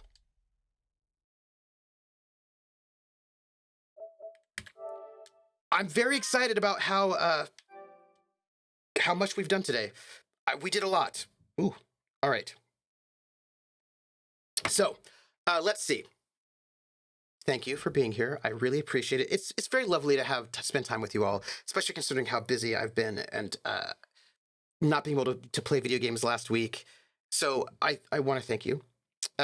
Budapest. Oh, Belgrade, Serbia. Oh, okay. So let's see. Thank you. you can find me next tomorrow night at 8 p.m. Eastern over at Praxagor, the Smorforia's channel for Carousel Court. It'll be 1978. I think this might be episode 4 of the arc. 3 or 4 of the arc. I'm not quite certain.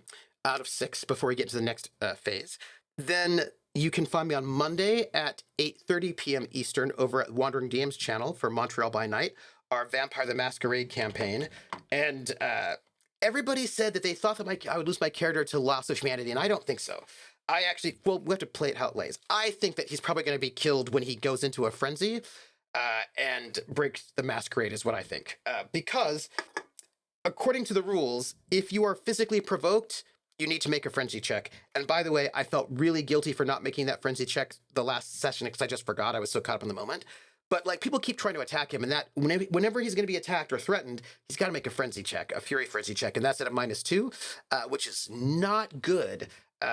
Not good. And then if he goes into a fury frenzy, it's a difficulty 2 to resist fury frenzy, and he has 4 will, but he's at -2 because of his bane, which means he's rolling 2 dice plus 1 bonus. So he's rolling 3. So he's got to get 2 successes out of 3 on that will check to avoid going into Fury Frenzy. And if he's in Fury Frenzy and he kills the person that has made him angry, then he gets to roll another will check at a difficulty 3. And remember, he only has 3 dice to get out of that Fury Frenzy. And if he fails it, he just kills everything. He just keeps killing things until the scene ends or he's taken out. He's subdued in some way. So I feel like what's going to happen is that Simmons is going to attack him in public again like he did last time. I'm going to make that frenzy roll, and I'm going to fail it. It's going to be like a murder spree in Montreal, and that is going to be when it goes bad. That's what I think. That is my suspicion. But I cannot say. We don't know. We won't know what will happen. We'll find out. But we'll find out. Episode 5. Yeah, so we will find out about what happens. My suspicion is that the difficulty of resisting Fury Frenzy coming out of it is going to be, and the fact that people keep physically attacking him is going to be what causes Dixon to be taken out in the end. That's my suspicion. I cannot say for certain, but I don't actually think it'll be to Loss of Humanity. I think it's going to be to people killing him when he frenzies. That's my suspicion, because it's hard for people with that bane to get out of Fury Frenzy once you're in it. Like the last time he had the big frenzy, he was in the sewers, so it was okay because he just basically tuckered himself out in the sewers, and that was fine. But he keeps getting attacked in public, so I suspect that's going to be it. But we'll find out. We have to go and watch and see what happens. And then you can find me on Friday.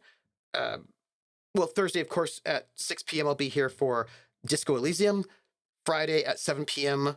here Eastern will be The Gambler, which is our Traveler Pirates of Drynex campaign. And I've done a lot of work using the World Builder's Handbook to really flesh out number 1, which I don't think they're going to get into now, but they'll come back and they'll probably get more of this stuff later. But that's really fun, so I'm excited about that. So you can hang out and see what they do there in their former prison planet. And then back here again next Saturday for more of this, where we actually end the game and well, not in the game, but in this DLC, and then go into Endgame. I'm pretty excited, and I want to thank you all for being here. You can find me at Trooper SJP on YouTube, and also here on Twitch and on Blue Sky, at Academic Foxhole on Twitter, and also Patreon. We have a Patreon which goes to help pay for the casts and for art, music, that sort of thing. And also we've got a merch store, which is at Fourth Wall,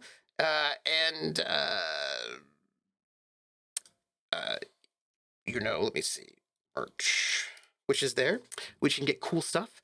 Remember, torpor is a thing. No, torpor is a thing, but because his humanity's really low, when he goes into torpor, he's got to stay in there torpor for like over a year. Him going into torpor will effectively remove him from the game for a very long time, because how long you stay in torpor depends on your humanity, and his humanity is very low. So it'll be a while. So that said, everyone, thank you for being here. Thank you for spending some time with me and giving me a chance to not do work for a while. Thank you very much. take care of yourselves, and I am gonna do a raid because I feel like that's the nice thing to do. But let's find out who is up at the moment. I think where's my? Let's see. Let's see if there's anybody exciting up. If there's nobody exciting up, then we won't raid. But if there is somebody exciting up, then we will raid. But let's just see. Oh, Vancouver by Night is up, and I think we should give them some love. So let's go and raid Vancouver by Night because I love them. And they have raided us, and I want to give them some love. So let's just give them a raid. And this is our raid command. Give them some love and support them, and I will catch you all on the flip side. So thank you. Be well. Take care of yourself. Drink water and hydrate. And I will catch you maybe tomorrow night. All right. Bye, everybody.